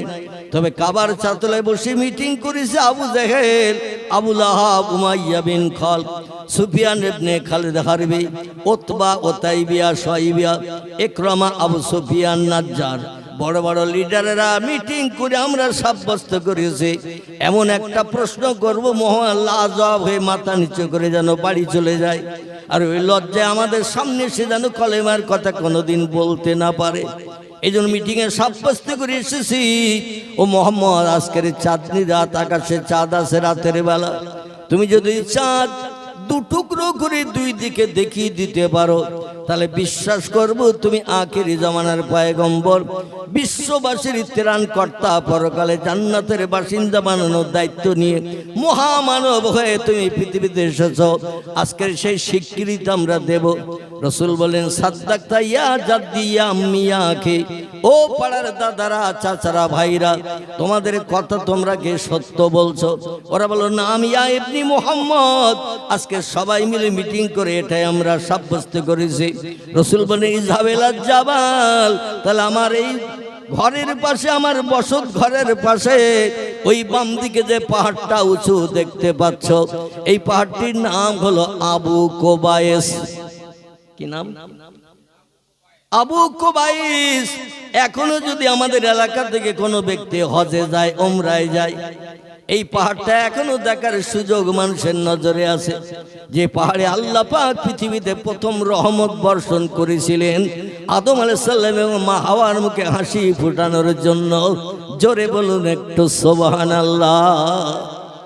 নূহ নবীর জামানায় আল্লাহ পাক রব্বুল আলামিন তার জামানায় পাহাড়ে আল্লাহ রহমত বর্ষণ করে সেখানেও নবীর মর্যাদা রক্ষা করেছিলেন। জান্নাতি পাথর যেটা হাজরে আসওয়াদ, আমার ভাইরা, কাবা ঘরের দেওয়ালে রাখা আছে, এটাকে আল্লাহ পাক তিনি হেফাজত করেছিলেন। পরবর্তী ওই পাথর আবার পাঠিয়ে দিয়েছিলেন এই আবু কুবাইস পাহাড়ের বাবরকতে। জোরে বলুন একটু সুবহানাল্লাহ। নবী বলেন, ইযহাব ইলা জাবাল, চলো আমার বাড়ির পাশে ওই পাহাড়টার উপরে একটু ওঠো, তাহলে তোমরা যেটা চাইছো সেটা দেখতে পাবে। আচ্ছা, এখন যদি কোনো বিজ্ঞানকে বলা হয়, Rousseau, Plato, Hegel, Montesquieu, Kant, ভয়েল, জার্নাল, মিলি, Thomas Carlyle, William Moore, Edward Gibbon, Goethe, Isaac Newton, Galileo দল, বড় বড় নামি দামি বিজ্ঞানী যারা হাজারো যন্ত্রপাতি মেশিন বানিয়ে বিশ্ববাসীর মুখে হাসি ফুটিয়েছে, এদের এখন যদি কবর থেকে, শ্মশান থেকে যারা মারা গেছে উঠিয়ে আনা হয়, এনে যদি বলা হয় আকাশের এই চাঁদের দূরত্ব তোমরা বলছো 2,32,000 মাইল দূরে এই পৃথিবীর জমিন থেকে চাঁদ অবস্থান করছে, তোমরা এই জমিনে দাঁড়িয়ে একটু চাঁদটা দু টুকরো করে দেখাও, কোন বিজ্ঞান দায়িত্ব নেবে একটু বলেন তো? কেউ নেবে? আমার ভাইরা, যেখানে মানুষ অপারগ, যেখানে মানুষ ফেল, সেখানে জয়ী হন কে? সেখানে জয়ী হন আল্লাহ সুবহানাহু তাআলা। আমরা যেটা চোখে দেখতে পাই না সেটা সবার আগে দেখতে পায় কে? আমরা যে খবর শুনতে পাই না সবার আগে সে খবরটা শুনতে পায় কে? আমরা যে কাজটা তাড়াতাড়ি করতে পারি না সে কাজটা সবার আগে করে দিতে পারেন কে? সেই আল্লাহ সুবহানাহু ওয়া তাআলা বললেন, হাবিব আপনার দায়িত্ব একটু দেশের জনগণকে নিয়ে পাহাড়ের মাথায় ওঠো, কারণ ওই পাহাড় আমি প্রথম রহমত বর্ষণ করেছি আমার কাদামাটির বানানো আদম বংশধরের জন্য। ওখানে যদি জনগণ নিয়ে উঠতে পারো, যেটা বলবে আমি সেটা কোন শব্দের মাধ্যম দিয়ে বলতে দেরি হবে, কিন্তু কাজ করে দেখাতে দেরি হবে না।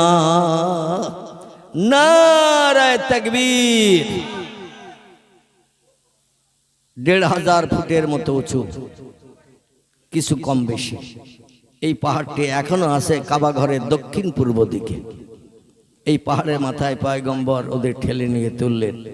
আবু জেহেল, আবুল আহাব, উমাইয়া বিন খালদ, সুফিয়ান ইবনে খারধারবি, উতবা, ওতাইবিয়া, শুআইবা, ইকরামা, আবু সুফিয়ান, নাজ্জার, হযরত আব্বাস রাদিয়াল্লাহু তখনও কলেমা পড়েনি। আমার ভাইরা, এমন করে মক্কা নগরীর হযরত ওমর রাদিয়াল্লাহু তখনও কলেমা পড়েনি। সেই সময়কার কথা। ওরা সব চলে গেল এক দলে দলভুক্ত হয়ে পাহাড়ের মাথায়। পাহাড়ের উপরে সবাই যখন চলে গেল, রাসূল ডেকে বলেন, ইয়া আইয়ুহাল কামার, এ আকাশের চাঁদ, আমি আল্লাহর সত্য নবী যদি হয়ে থাকে, মাঝখান থেকে দ্বিখণ্ডিত হয়ে দুদিকে ভাগ হয়ে যাও। কথা বলতে দেরি হয় কিন্তু আল্লাহর কাজ করতে দেরি হয় না। 2,32,000 মাইল দূরে এই 1,500 ফুটের মতো উঁচু পাহাড়ের মাথা থেকে আওয়াজ হাওয়ায় চলে গেল। কোথায় আওয়াজ চলে গেল? কোথায়? চাঁদের কাছে চলে গেল। আল্লাহ কোরআনের 22 পারা সূরা ইয়াসিনে তত্ত্বকোট করে দিয়েছেন, ও ইন মিন শাইইন ইল্লা ইউসাব্বিহু বিহামদিহি।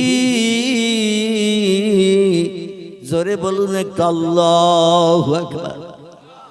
যা কিছু চোখে দেখতে পাও, যা কিছু চোখে দেখতে পাও না, সব সৃষ্টি আমার হুকুমের মান্যতা দেয়, আমার নামের জপ জিকির করে, আমার নামের তাসবিহ পাঠ করে।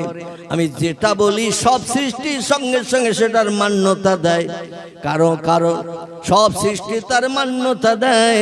কেবল একটা সৃষ্টি আমি শ্রেষ্ঠ বানিয়েছি বলে তারা আমার কথার মান্যতা দেয় না। এই সৃষ্টিটির নাম কি একটু জোরে বলে?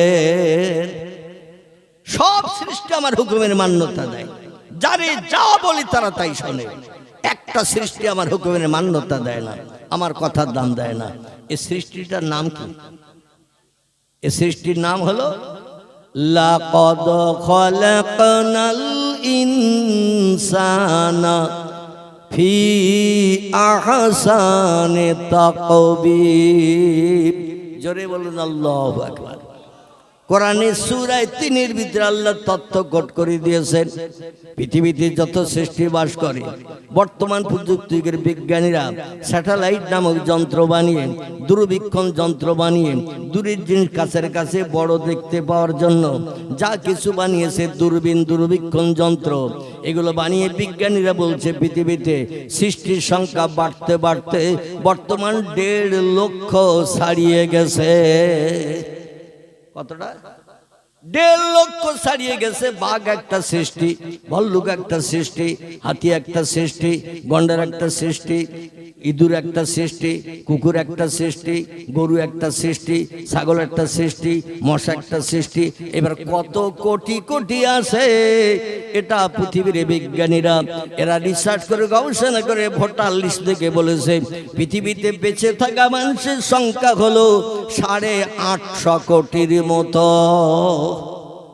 পৃথিবীতে দেশের সংখ্যা 256টি। কত বললাম? তাম পৃথিবীতে দেশের সংখ্যা হলো 256টি।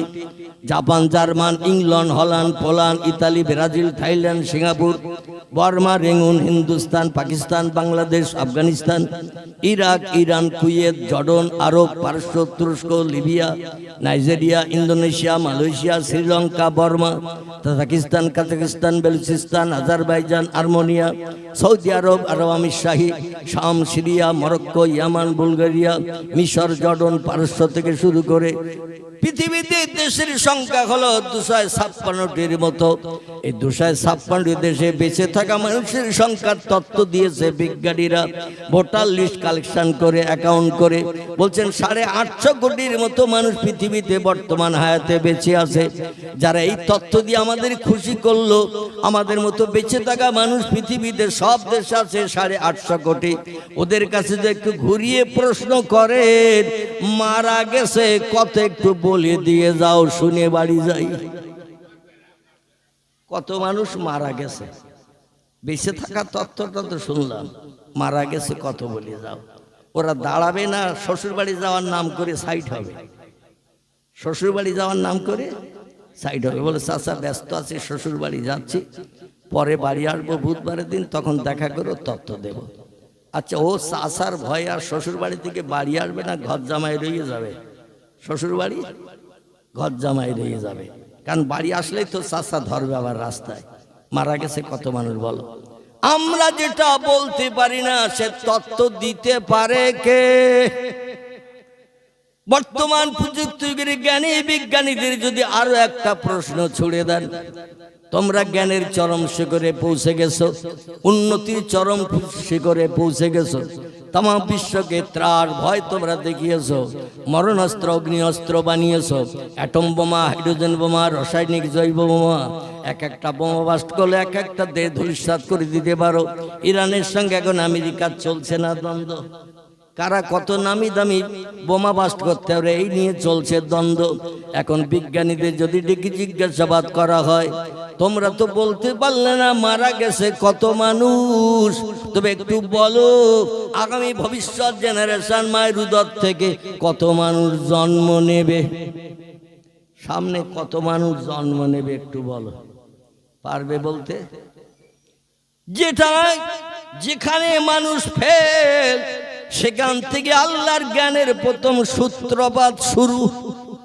আর এই জ্ঞান আল্লাহ দিয়েছেন একজন ব্যক্তিকে, তিনি হলেন সাইয়্যিদুল আম্বিয়া রাহমাতাল লিল আলামিন, আতামান নবিয়্যিন, শাফিয়াল মুজনাবিন, রাহিতুল আশিকিন, মুরাদিল মুশতাকিন, সিরাজুস সালিকিন, মিসবাহুল মুকাররাবিন, জাদ্দুল হাসান আল হুসাইন, আবিল কাসিম, যার মধুর নাম আল্লাহ নিজেই পছন্দ করে জান্নাতি ধাত্রীদের বলে দিয়েছিলেন, পৃথিবীতে আমার একজন বান্দি প্রসব বেদনায় কষ্ট পাচ্ছে।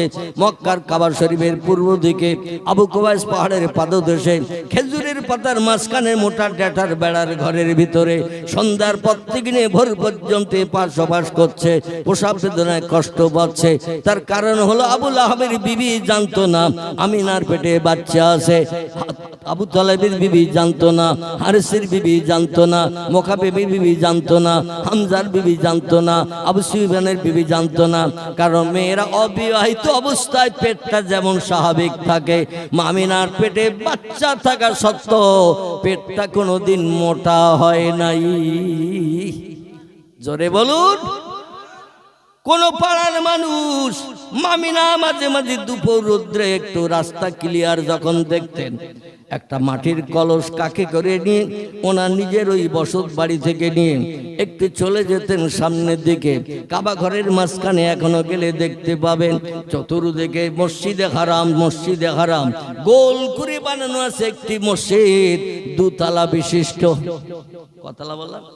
দুতলা বিশিষ্ট একটি মসজিদ গোল করে বানানো আছে, যে মসজিদে বর্তমান জামাতে নামাজ পড়ার সুযোগ পাচ্ছেন 6,25,000-এর মতো মানুষ। ওই মসজিদে থেকে আপনাদের মসজিদ বড় তো নাকি?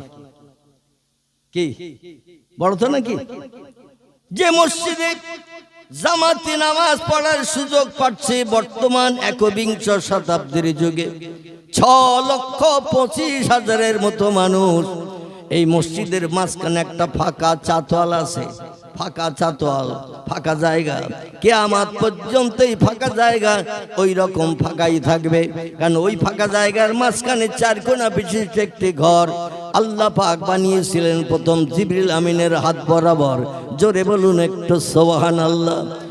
ইন্না আউয়ালা বাইতিন উদিয়া লিন্নাসি লাল্লাযী বিবাক্কাতা মুবারাকাও ওয়া হুদাল লিল আলামিন। জোরে বলুন আল্লাহু আকবার। আপনাদের অসুবিধা হচ্ছে না তো? আমি কোরআন পড়বো এবং হাদিস শরীফ পড়বো, কিছু তত্ত্ব আপনাদের মগজে ঢোকানোর চেষ্টা করব। আমি মনে মনে ধারণা করি যে মজলিসে কোরআন তিলাওয়াত করা হবে না, পয়গম্বরের জবানি সত্য কথা হাদিস পড়া হবে না। ও মজলিসটা শুকনো মজলিস। কি মজলিস? শুকনো মজলিস। ওখানে রহমতি রসকস পাওয়া যাবে না। কারণ পৃথিবীতে দুটি কিতাব চিরন্তন সত্য হিসাবে বিশ্ববাসীর কাছে বর্তমান কাল পর্যন্ত বিবেচিত আছে এবং পশ্চিম দিকে সূর্যোদয় পর্যন্ত থাকবে।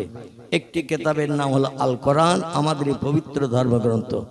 একটির নাম হলো আল হাদিস, আমাদের পয়গম্বরের জবানি মোবারক। কিয়ামত পর্যন্ত একটা মিথ্যা ভুল তত্ত্ব কোনো বিজ্ঞান, দর্শন, ইঞ্জিনিয়ার, ডাক্তার, মাস্টার, ভূতত্ত্ববিদ, ঐতিহাসিক, সাহিত্যিক, ভৌগোলিক কেউ একটা তত্ত্ব মিথ্যা ভুল প্রমাণ করে দেখাতে পারবে না। কারণ আল্লাহ নবী বলছেন ইন্নামা বুইস্তু মুআল্লিমান, আল্লাহ পাক আমাকে तमाम বিশ্ববাসীর শিক্ষক করে, টিচার করে, প্রফেসর করে, অধ্যাপক, অধ্যক্ষ করে আমাকে পৃথিবীতে পাঠিয়েছেন।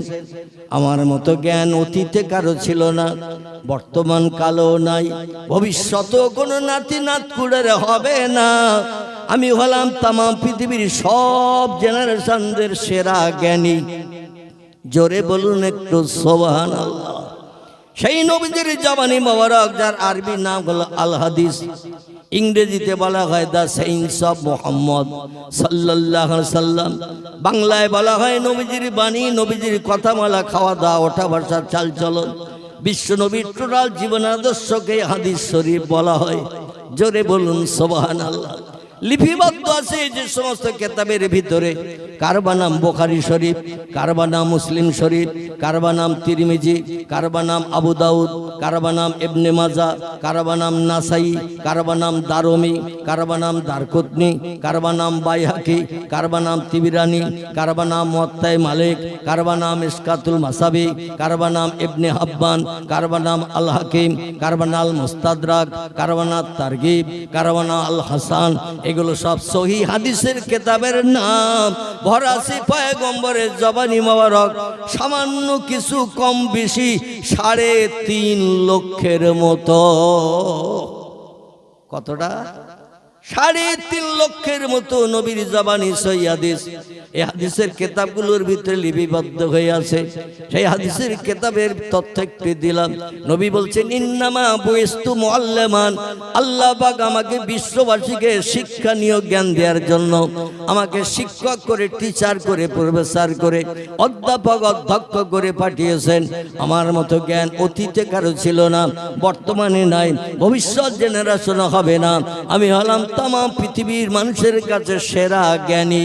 জোরে বলুন একটু সুবহানাল্লাহ। আসুন এবার সেখানে নিয়ে আসি।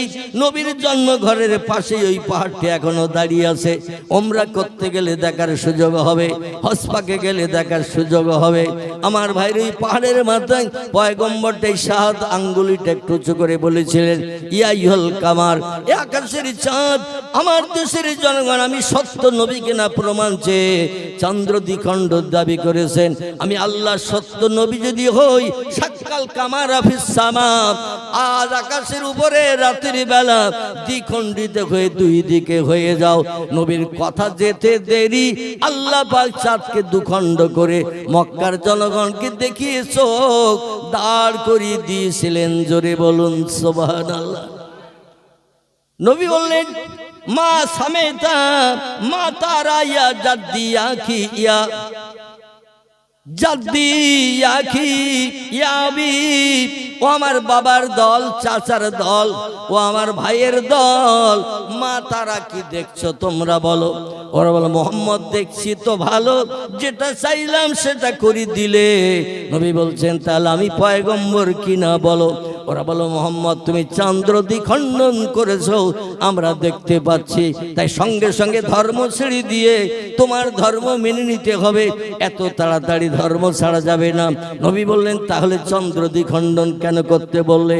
বলে মোহাম্মদ অনেকে গাছে উঠতে পারে তাড়াতাড়ি নামতে পারে না, অনেকে রাগের বশে হাঁড়িতে লাঠির ঘা মারে, হাঁড়ি ভেঙে যায়, কলসি ভেঙে যায়, আর ভেঙে যাওয়ার পরে যখন রাগ কম হয়ে যায় তখন মনে মনে চিন্তা ভাবনা করে, কেন রাগের বশে বলে হাঁড়িতে লাঠির ঘা মারলাম, কেন আমি কলসিতে লাঠির ঘা মারলাম, ভেঙে চুরমার হয়ে গেল মাটির কলসি।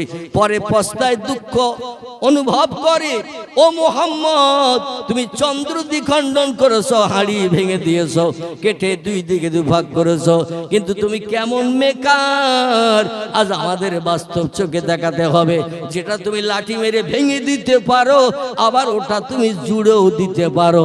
যদি তুমি আবার একটা করে দেখাতে পারো বা বুঝবো তুমি ভাঙতেও পারো জুড়তেও পারো, তোমার নেতৃত্ব মানলে ভবিষ্যতে লাভ ছাড়া লস হবে না। জোরে বলেন একটু।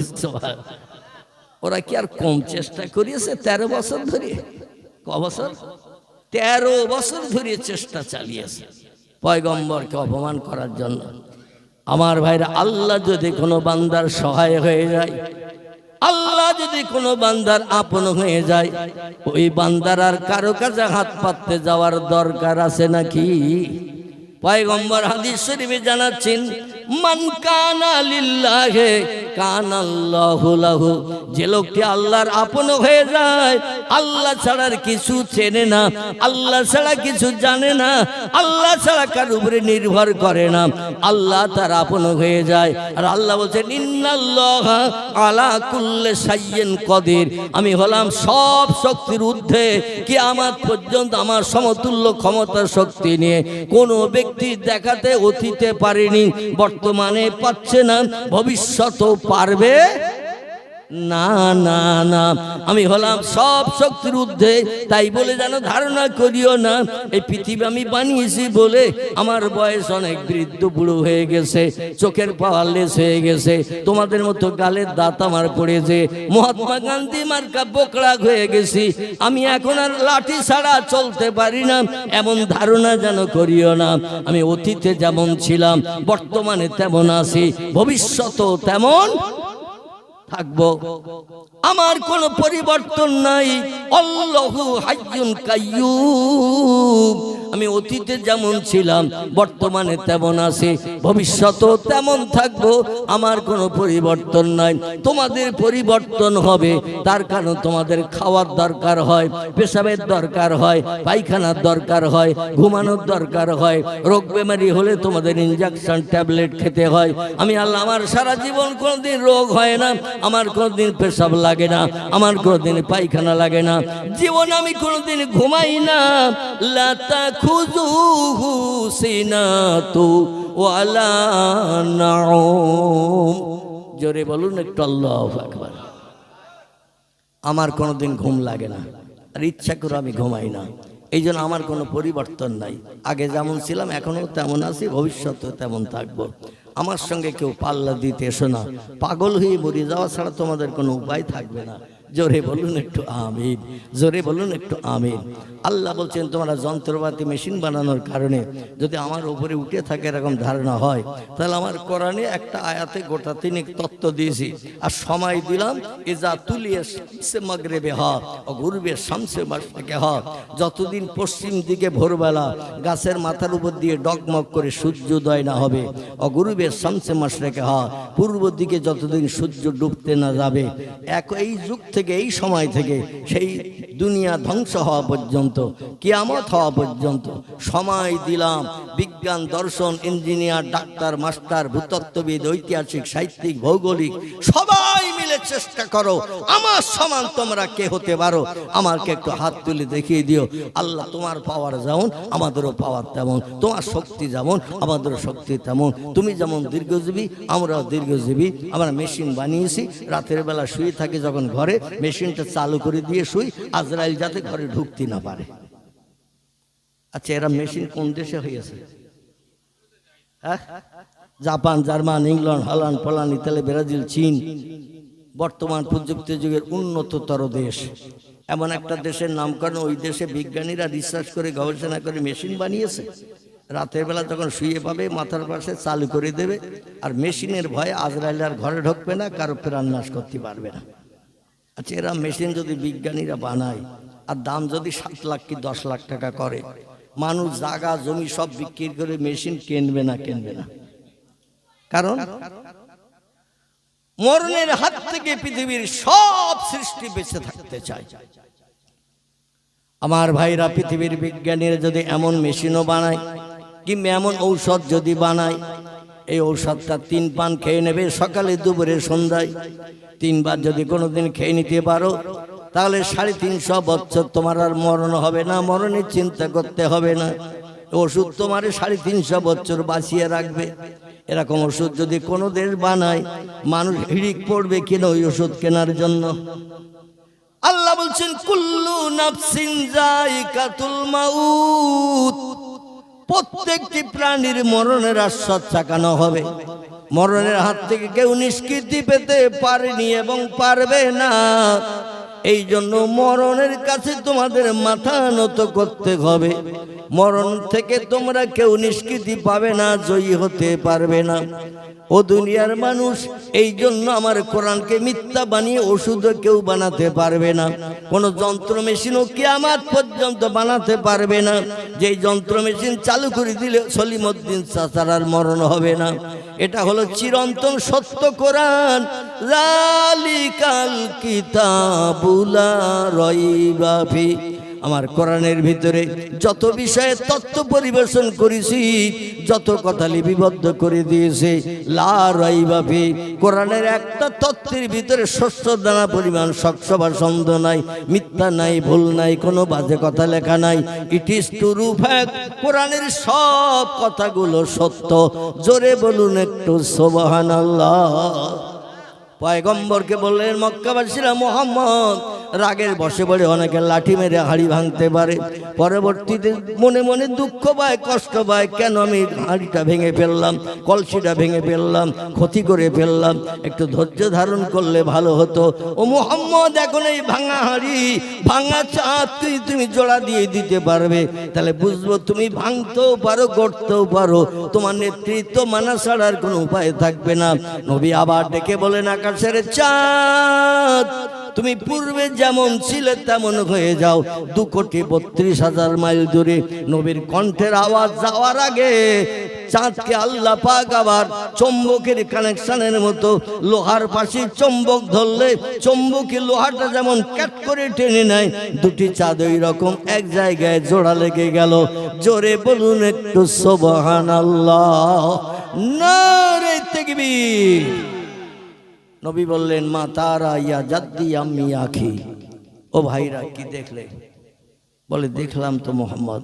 বলে, তোমরা তো ওয়াদা করেছিলে আমি চন্দ্র দ্বিখণ্ডন করে দেখাতে পারলে কলেমা পড়বে। তারপর দুটো করার পর আবার দাবি করলে জোড়া দেওয়ার কথা, তাও জোড়া দিয়ে দিলাম, এবার কলেমা পড়ো এই পাহাড়ের উপরে। ওরা বলে, মুহাম্মদ অন্তত 1 সপ্তাহ সময় দিতে হবে, চিন্তা ভাবনা করতে হবে। আমার ভাইরা, আসলে মাইয়াহদিহিল্লাহু ফালা মুদিল্লা লাহ ওয়া মাইয়ুদলিলহু ফালা হাদিয়া লাহ। জোরে বলুন একটু আমিন। আল্লাহ বলছেন, আমি যারা হেদায়েত দান করব, ও মুহাম্মদ বেশি পরিশ্রম তোমার করতে হবে না। আর আমি যারা হেদায়েত দেব না, তুমি 1000 চেষ্টা করো ওই লোকটি কলেমা পড়ে মুসলমান হবে না। জোরে বলুন একটু সুবহানাল্লাহ। মাইয়াহদিহিল্লাহু ফালা মুদিল্লা লাহ, আমি যারা হেদায়েত দেব সেই লোকটিকে তুমি গোমরা বানিয়ে রাখতে পারবে না। আবার আমি যারা গোমরা বানিয়ে রাখবো, তুমি 1000 চেষ্টা করলেও তার হেদায়েত দিয়ে জান্নাত হালাল বানাতে পারবে না। হেদায়েতের দায়িত্ব কার হাতে? পৃথিবীতে সব থেকে সেরা বক্তার নাম কি? একটু সকলে জোরে বলেন। যার মতো বড় বক্তা, বড় ওয়াইজিন, বড় শিক্ষিত মানুষ এই পৃথিবীতে আর দুজন ছিল না। এই লোকটার নাম কি হতে পারে? এই লোকটার নাম পৃথিবীতে সব থেকে সেরা জ্ঞানী, সেরা শিক্ষিত, সেরা বক্তা, সেরা ওয়াইজিন। তার উপরে আর বক্তৃতা জগতে কেউ নাই এবং ভবিষ্যতও হবে না। এই লোকটার নাম বলতে পারছেন না? না, এই পৃথিবীতে বক্তা হিসাবে মানুষের ভিতরে সেরা বক্তাকে, সেরা ওয়াইজিনকে, তিনি আলহামদুলিল্লাহ তিনি হলেন সাইয়্যিদুল আম্বিয়া রাহমাতাল লিল আলামিন খাতামান নবিয়্যিন।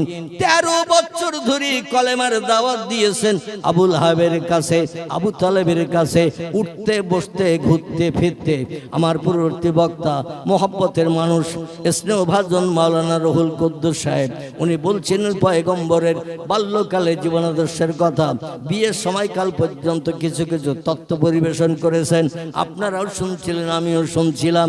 আমার ভাইরা, এই পয়গম্বর মুহাম্মদ রাসূলুল্লাহ সাল্লাল্লাহু আলাইহি সাল্লাম তিনি সব বক্তাদের সেরা বক্তা ছিলেন, সব জ্ঞানীদের সেরা জ্ঞানী ছিলেন। কারণ আল্লাহ পাক কোরআনে জানিয়ে দিয়েছেন, ইন্নামা বুইস্তু মুআল্লিমান, ও হাবিব আপনাকে আমি সেরা বক্তা হিসাবে, সেরা শিক্ষিত হিসাবে বিবেচিত করে পৃথিবীতে পাঠিয়েছে। আপনার মতো জ্ঞান কেউ আহরণ করতে পারেনি, কিয়ামত পর্যন্ত পারবে না। নবী 13 বছর কাল একটানা ঘুরতে ফিরতে উঠতে বসতে যাদের সঙ্গে দেখা হতো, এরা ছিল আবুল আহাব, এরা ছিল আবু তালেব, আরো অনেকে ছিল এরা। কিন্তু এদের কি নবী কলেমার দাওয়াত দিয়ে ইসলামের ভালো ভালো মর্যাদাপূর্ণ কথাগুলো বলে এদের কি ইসলামের দাওয়াত দিয়ে মুসলমান বানাতে পেরেছেন? আমাদের দেশে কিছু মানুষ বলে যে আগে ওয়াজ নসিহত কম হতো, মানুষ হেদায়েত হতো। এ বলে না? বলে না? যদি না বলে চুপ করে থাকবেন, আর যদি বলে থাকে তাহলে একটু হুহা করবেন। কিছু কিছু মানুষ বলে আগে ওয়াজ নসিহত কম হতো, কিন্তু অল্প হলেও মানুষ হেদায়েত হতো। এখন পাড়ায় পাড়ায় ওয়াজ নসিহত হচ্ছে, কিন্তু মানুষ হেদায়েত হচ্ছে না। কারণ বক্তাদের কথা এখন আর মানুষ শুনতে চাইছে না। বলে না মাঝে মাঝে অনেকে। আসলে হেদায়েতের দায়িত্ব কি বক্তা, কোন আলেম, কোন হাফেজ, কারি, মুফতি? হেদায়েতের দায়িত্ব হলো আল্লাহর হাতে। তিনি বলছেন, মাইয়াহদিহিল্লাহু ফালা মুদিল্লা লাহু, আমি যারা হেদায়েত দেব সে হেদায়েত প্রাপ্ত হবে, জাহান্নাম হারাম বানাবে, জান্নাত হালাল বানাবে। আর আমি যদি তারে অজ্ঞ মূর্খ শয়তানের একেবারে খাস অনুচর বানিয়ে রাখি, হাজার নামি দামি বক্তা, আলেম, মুফাসসির, কারি, মুফতিরা হাজার ওয়াজ নসিহত করলেও তাকে দ্বীনের দাওয়াতের ভিতরে ঢুকাতে পারবে না। ও দায়িত্বটা আমি আল্লাহর সঙ্গে আমার কুদরতি হাতে রেখেছি। আলেমদের কাজ ওয়াজ নসিহত করা, আলেমদের কাজ সৎ উপদেশের কথা বলা। কে উপদেশ মানবে কে মানবে না, এ দায়িত্বটা আমার আল্লাহর হাতে আছে। জোরে বলুন একটু সুবহান। নবীজি সাল্লাল্লাহু আলাইহি সাল্লাম আবু কুবাইস পাহাড় থেকে নেমে আসলেন, ওরাও সব নেমে আসলো। সময় নিল 1 সপ্তাহ, চিন্তা করব, তারপরে মোহাম্মদ কলেমা পড়বো কি পড়বে না তোমার কাছে এসে আমরা তথ্য দেব। আল্লাহ নবী সাল্লাল্লাহু আলাইহি সাল্লাম অপেক্ষায় আছেন। দেখতে দেখতে ইসলামিক ইতিহাসে লিপিবদ্ধ আছে, কোরআনের তাফসীরের ভিতরে আছে, তাফসীরে রুহুল বায়ান, তাফসীরে মাওজহুল কোরআন, তাফসীরে বায়ানুল কোরআন, তাফসীরে বাইজাবি, তাফসীরে কাশফ, তাফসীর বিজলাল কোরআন, তাফসীরে মারিফুল কোরআন, তাফসীরে ইবনে কাসির, বিখ্যাত বিখ্যাত কোরআনের তাফসীরের ভিতরে এই তথ্য লিপিবদ্ধ হয়ে আছে। বিশ্ব নবী চন্দ্র দ্বিখণ্ডন করলেন আঙুলের মাধ্যম দিয়ে, আবার ওই আসমানের চাঁদ জোড়া লাগিয়ে দিয়ে নেমে আসলেন। কিন্তু একটানা 18 দিন পর্যন্ত জিবরিল আমিনার নবীর কাছে আসে না। কদিন বললাম? 18 দিন পর্যন্ত পয়গম্বরের কাছে। এই চন্দ্র দ্বিখণ্ডনের পরে নবীর কাছে জিবরিল আসে না, যে জিবরিল অহরহ আসতেন পয়গম্বরের কাছে এই চন্দ্র দ্বিখণ্ডনের আগে। কারণ বিশ্ব নবীর জীবনী আলগা করলে দেখা যায় 40 বছর বয়সে নবুয়ত প্রাপ্ত হয়ে জিবরিলের সঙ্গে যখন বন্ধুত্ব তৈরি করলেন প্রথম 40 বছর বয়সে, এই 40 থেকে নিয়ে 63 হিসাব করলে দেখা যায় 23 বছর হয়। এই 23 বছরে নবীর মুখে হাসি ফুটাতে, বিপদের সাহায্য করতে, প্রশ্নের উত্তর দিতে আল্লাহর তরফ থেকে জিবরিল নবীর কাছে এসেছেন 24,000 বার। কবার? 24,000 বার। এই কলেমার দাওয়াতের জিন্দেগিতে পয়গম্বরের মুখে হাসি ফোটানোর জন্য, পয়গম্বরের মুখ কালো যাতে না হয়, প্রশ্নের প্রতি উত্তর দেওয়ার জন্য হযরতে জিবরিল আমিন 23 বছরের ভিতরে নবীর সঙ্গে সে দেখা করেছেন 24,000 বার। কিন্তু এই চন্দ্র দ্বিখণ্ডনের পর একটানা 18 দিন জিবরিল আর নবীর কাছে আসে না। আল্লাহ নিষেধ করেছেন, লা তাযহাব ইয়া জিবরিল, খবরদার তুমি যেন পৃথিবীতে যাবে না। আমি আল্লাহ একটু দেখতে চাই আমার হাবিবের অবস্থাটা কি হয়। জিবরিল আসে না, প্রশ্নের উত্তর পায় না।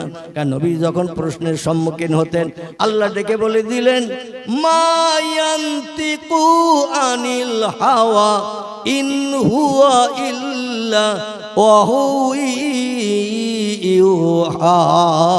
জোরে বলুন একটু আল্লাহু আকবার। আল্লাহ বলেন, হাবিব গো, আপনাকে নবী হিসাবে সাব্যস্ত করেছে। দীর্ঘ 15 বছর কাল কঠোর তপস্যার মাধ্যম দিয়ে, পরিশ্রমের মাধ্যম দিয়ে আপনাকে আমি আপন বিবেচনা করে নিয়েছি। এই আপন বিবেচনা করতে আমার সময় লেগেছে একটানা 15 বছর। ক বছর? যারে না বানালে আল্লাহ কাউকে বানাতেন না, তাকে আবার আপন মোহব্বতের প্রেমিক বানানোর জন্য সময় নিয়েছেন একটানা 15 বছর। এই 15 বছরটা ছিল মা খাদিজাতুল কুবরাকে বিয়ে করে ঘরে রাখার পরে আল্লাহ নবী একটু আল্লাহকে খোঁজ করতে গেলেন। বাড়ি থেকে কম বেশি 3.5 মাইল দক্ষিণ পূর্ব দিকে একটি পাহাড় এখনো দাঁড়িয়ে আছে। পাহাড়টির নাম হলো জাবালে নূর গারে হেরা, 3,500 ফুট উঁচু। জোরে বলুন সুবহান।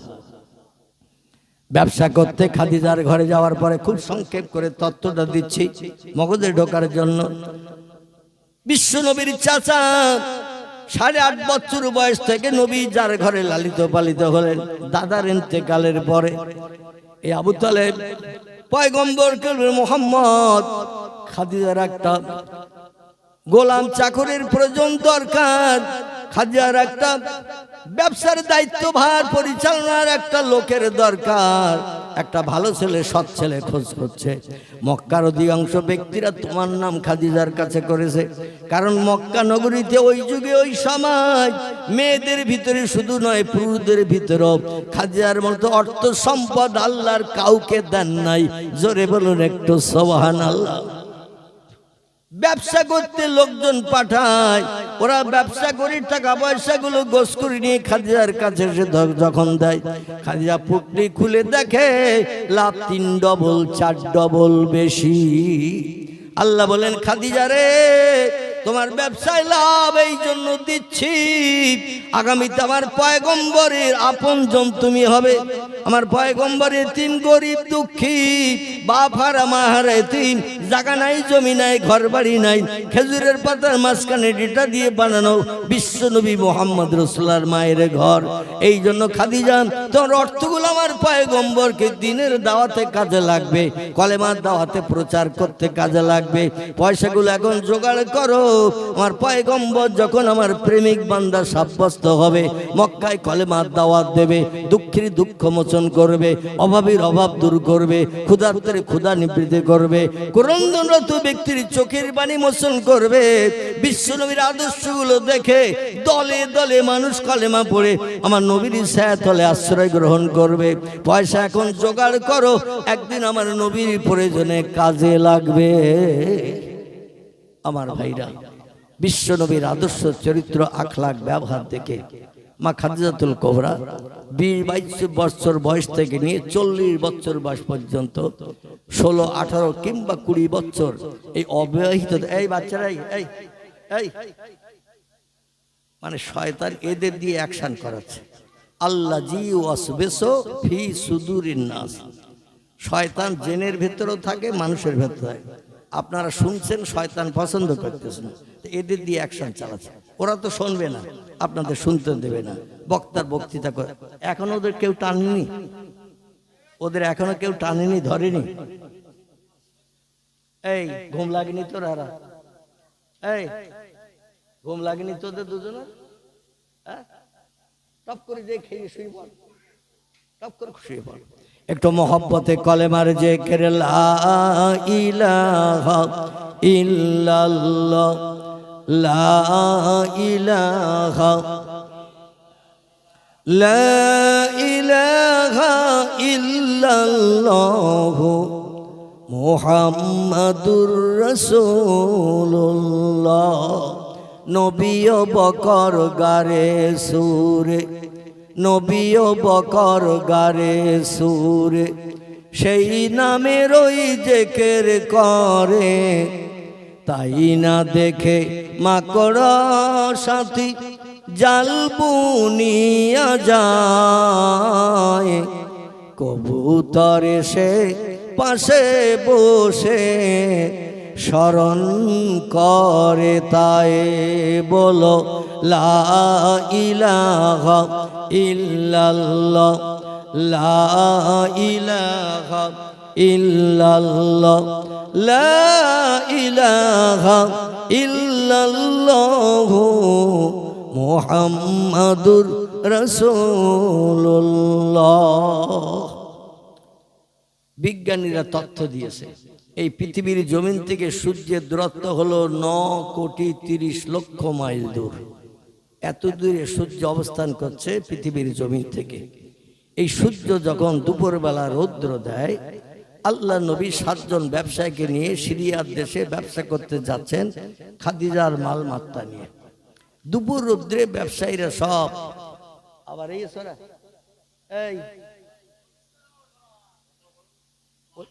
ওদের দুটোরে 3 জায়গায় বসি, 3 জায়গায় ওদের দুটোরে বসি যেন এক জায়গায় হতে না পারে।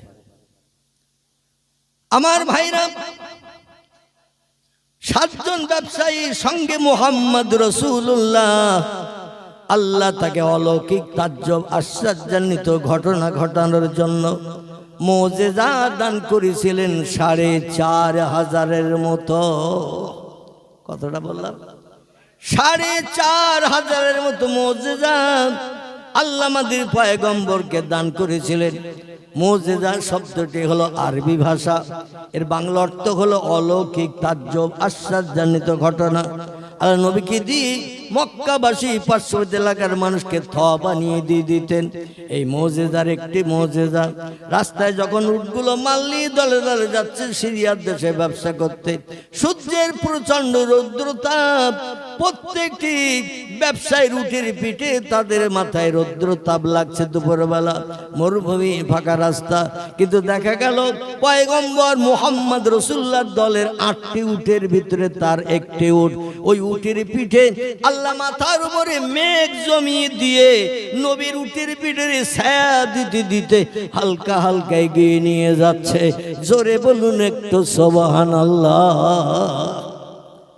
আমরা যদি মরণের দিন পর্যন্ত চেষ্টা চালাই আর সূর্যের রৌদ্রে দুপুরবেলা মাঠে যদি যাই আর মেঘের ডাক দিয়ে যদি বলে একটু আমার মাথায় ছায়া দেয়, ছাতাটা তা আনি নাই যাতে সূর্যের রৌদ্রে আর ক্লান্ত না হয়ে ঘেমে না যায়, মেঘ আসবে তো নাকি?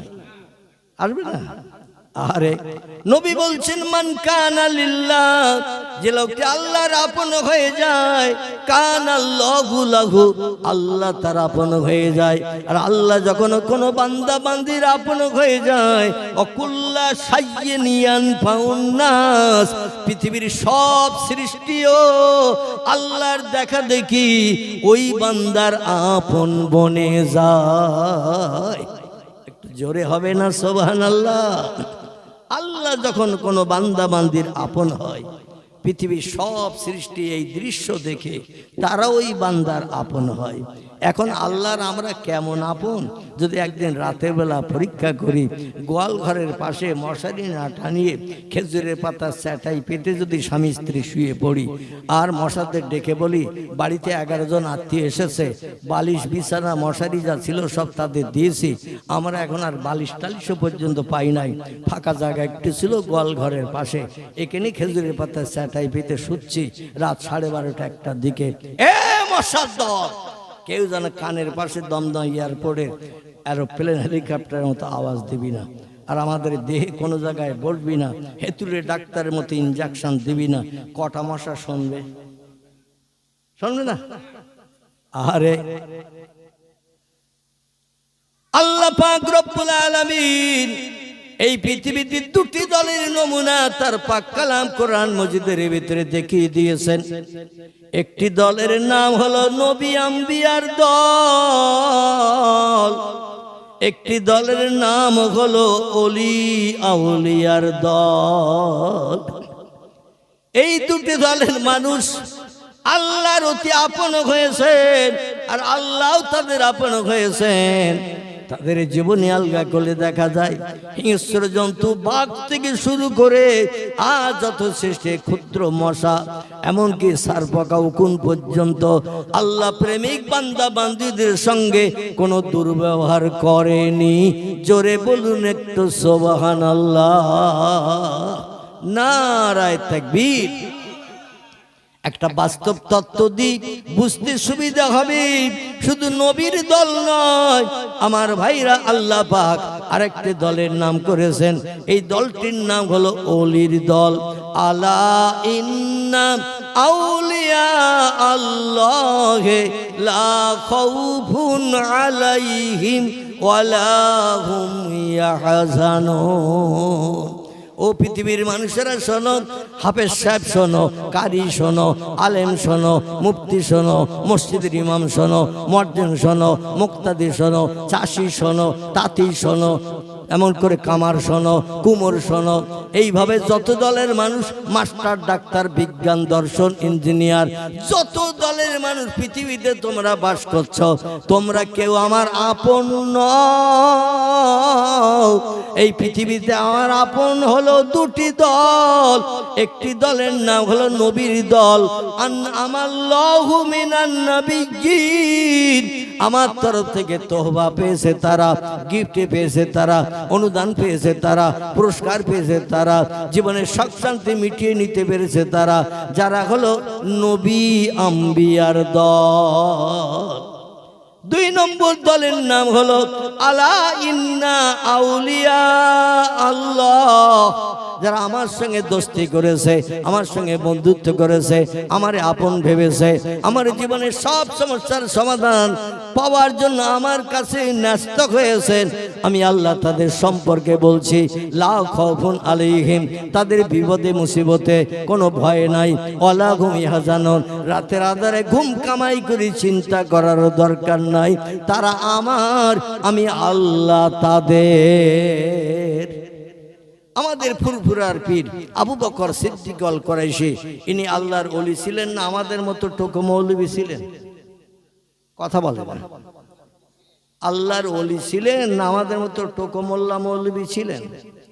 ইনি বেশক আল্লাহর ওলি ছিলেন। ইনি তার জীবন ইতিহাসে লিপিবদ্ধ হয়েছে।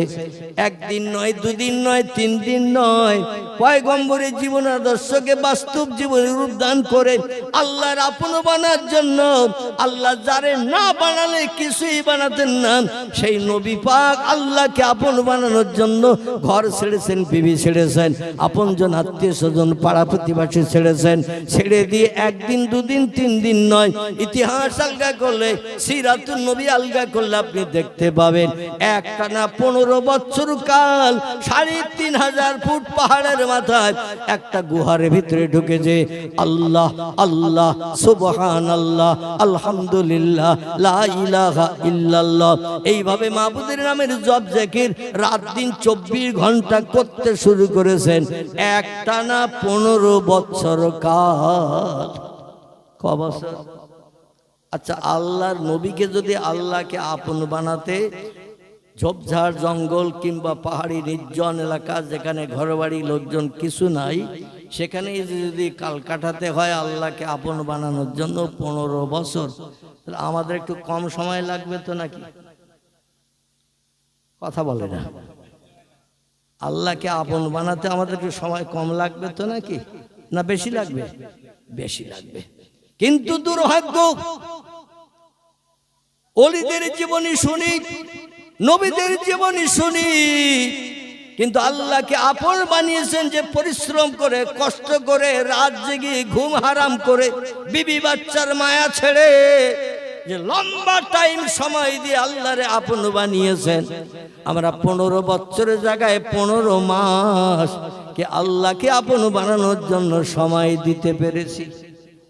15 মাসের কথা বলবো না, 15 মাসের জায়গায় যদি 15 সপ্তাহ বলি, তাও কি আমরা বিবি বাচ্চা সংসার ধর্ম পরিত্যাগ করে আল্লাহকে আপন বানানোর জন্য পয়গম্বরদের মতো ওলিদের মতো আমরা কি 15 সপ্তাহ একটানা সময় দিতে পেরেছি? 15 সপ্তাহ বলবো না, আসুন আরো কম করে নিয়ে আসি। শুধু আল্লাহর আপন আমি, আল্লাহর আপন হয়ে যাব আমি, যা চাইবো তাই পাবো, এ চারটে খানি বিষয় নয়। আমরা 15 সপ্তাহের জায়গায় 15 দিনও কি একটা না বিবি বাচ্চা ছেড়ে সংসার ধর্ম পরিত্যাগ করে হাট বাজার ছেড়ে দিয়ে আমার ভাইরা মাবুদের জামন্দির জন্য আল্লাহ আল্লাহ আল্লাহ আল্লাহ এই নামে জপ জিকির ঘুম হারাম করে আমরা 15 দিনও কি একটা না করতে পেরেছি? আবু বকর সিদ্দিক আল কুরাইশি আল্লাহর মহান নবী মুহাম্মদ রাসূলুল্লাহর জীবনের দিকে দৃষ্টি নিক্ষেপ করে উনি বলে নির্জন জায়গায় যেতে হবে, দুনিয়ার আবহাওয়া পরিবর্তন করতে হবে, সংসার ধর্ম ছাড়তে হবে, মাবুদকে নির্জনে ডাকতে হবে। ওনার বাড়ি থেকে নিন ফুরুপাড়া দরবার শরীফের বাড়ি থেকে নিন ওই জাঙ্গিপাড়ার দিকে যেতে, যে মেন রোড জাঙ্গিপাড়া থানা, ওই রোডে একটি জায়গা ছিল ফাঁকা জায়গা, এখনো গেলেও দেখতে পাবেন। জায়গাটির নাম হলো ধনপোতা। কি নাম বললাম? জায়গাটির নাম হলো ধনপোতা। ইনি একটানা বিবি বাচ্চা আপনজন ছেড়ে রাতের বেলা আল্লাহকে আপন বানানোর জন্য 22 বছর কাল ধনপতার ঝোপের ভিতরে, যেখানে হিংস্র জীবজন্তুর বসবাস ছিল, দিনের বেলা কোনো মানুষ ওই ধনপতার এলাকা দিয়ে রাস্তা পাস হতো না, হিংস্র জীবজন্তুর আক্রমণের ভয়ে সেই জঙ্গলের ভিতরে একটানা 22 বছর কাল মাবুদের নামের জপ জিকির করেছেন। সেই খোদার কসম, একটা মশাও পর্যন্ত তার কানের পাশে আওয়াজ দেয় নাই। আর আমরা যদি মশারি না টানিয়ে গোয়াল ঘরের পাশে শুই, ও মনের আনন্দে হেতু ডাক্তার মতো ইনজেকশন চালাবে না? চালাবে না? চালাবে না? চালাবে না? চালাবে। কারণ আমাদের 1 পয়সা মূল্য পৃথিবীর কোনো সৃষ্টি দেয় না। কারণ আমরা তাদের কাছে মূল্য পেতে পারবো তখন আল্লাহর অতি আপন হয়ে যাব যখন। জোরে বলুন একটু সুবহান। এই 22 বছর কাল ঝোপের ভিতরে মাবুদের নামের জপ জিকির করে পীর বাকি বিল্লাহর নাম শুনেছেন, খাজা মঈনুদ্দিন চিশতি আজমিরির নাম শুনেছেন, পীরানি বীর দস্তগীর মহিউদ্দিন আব্দুল কাদের জিলানীর নাম শুনেছেন।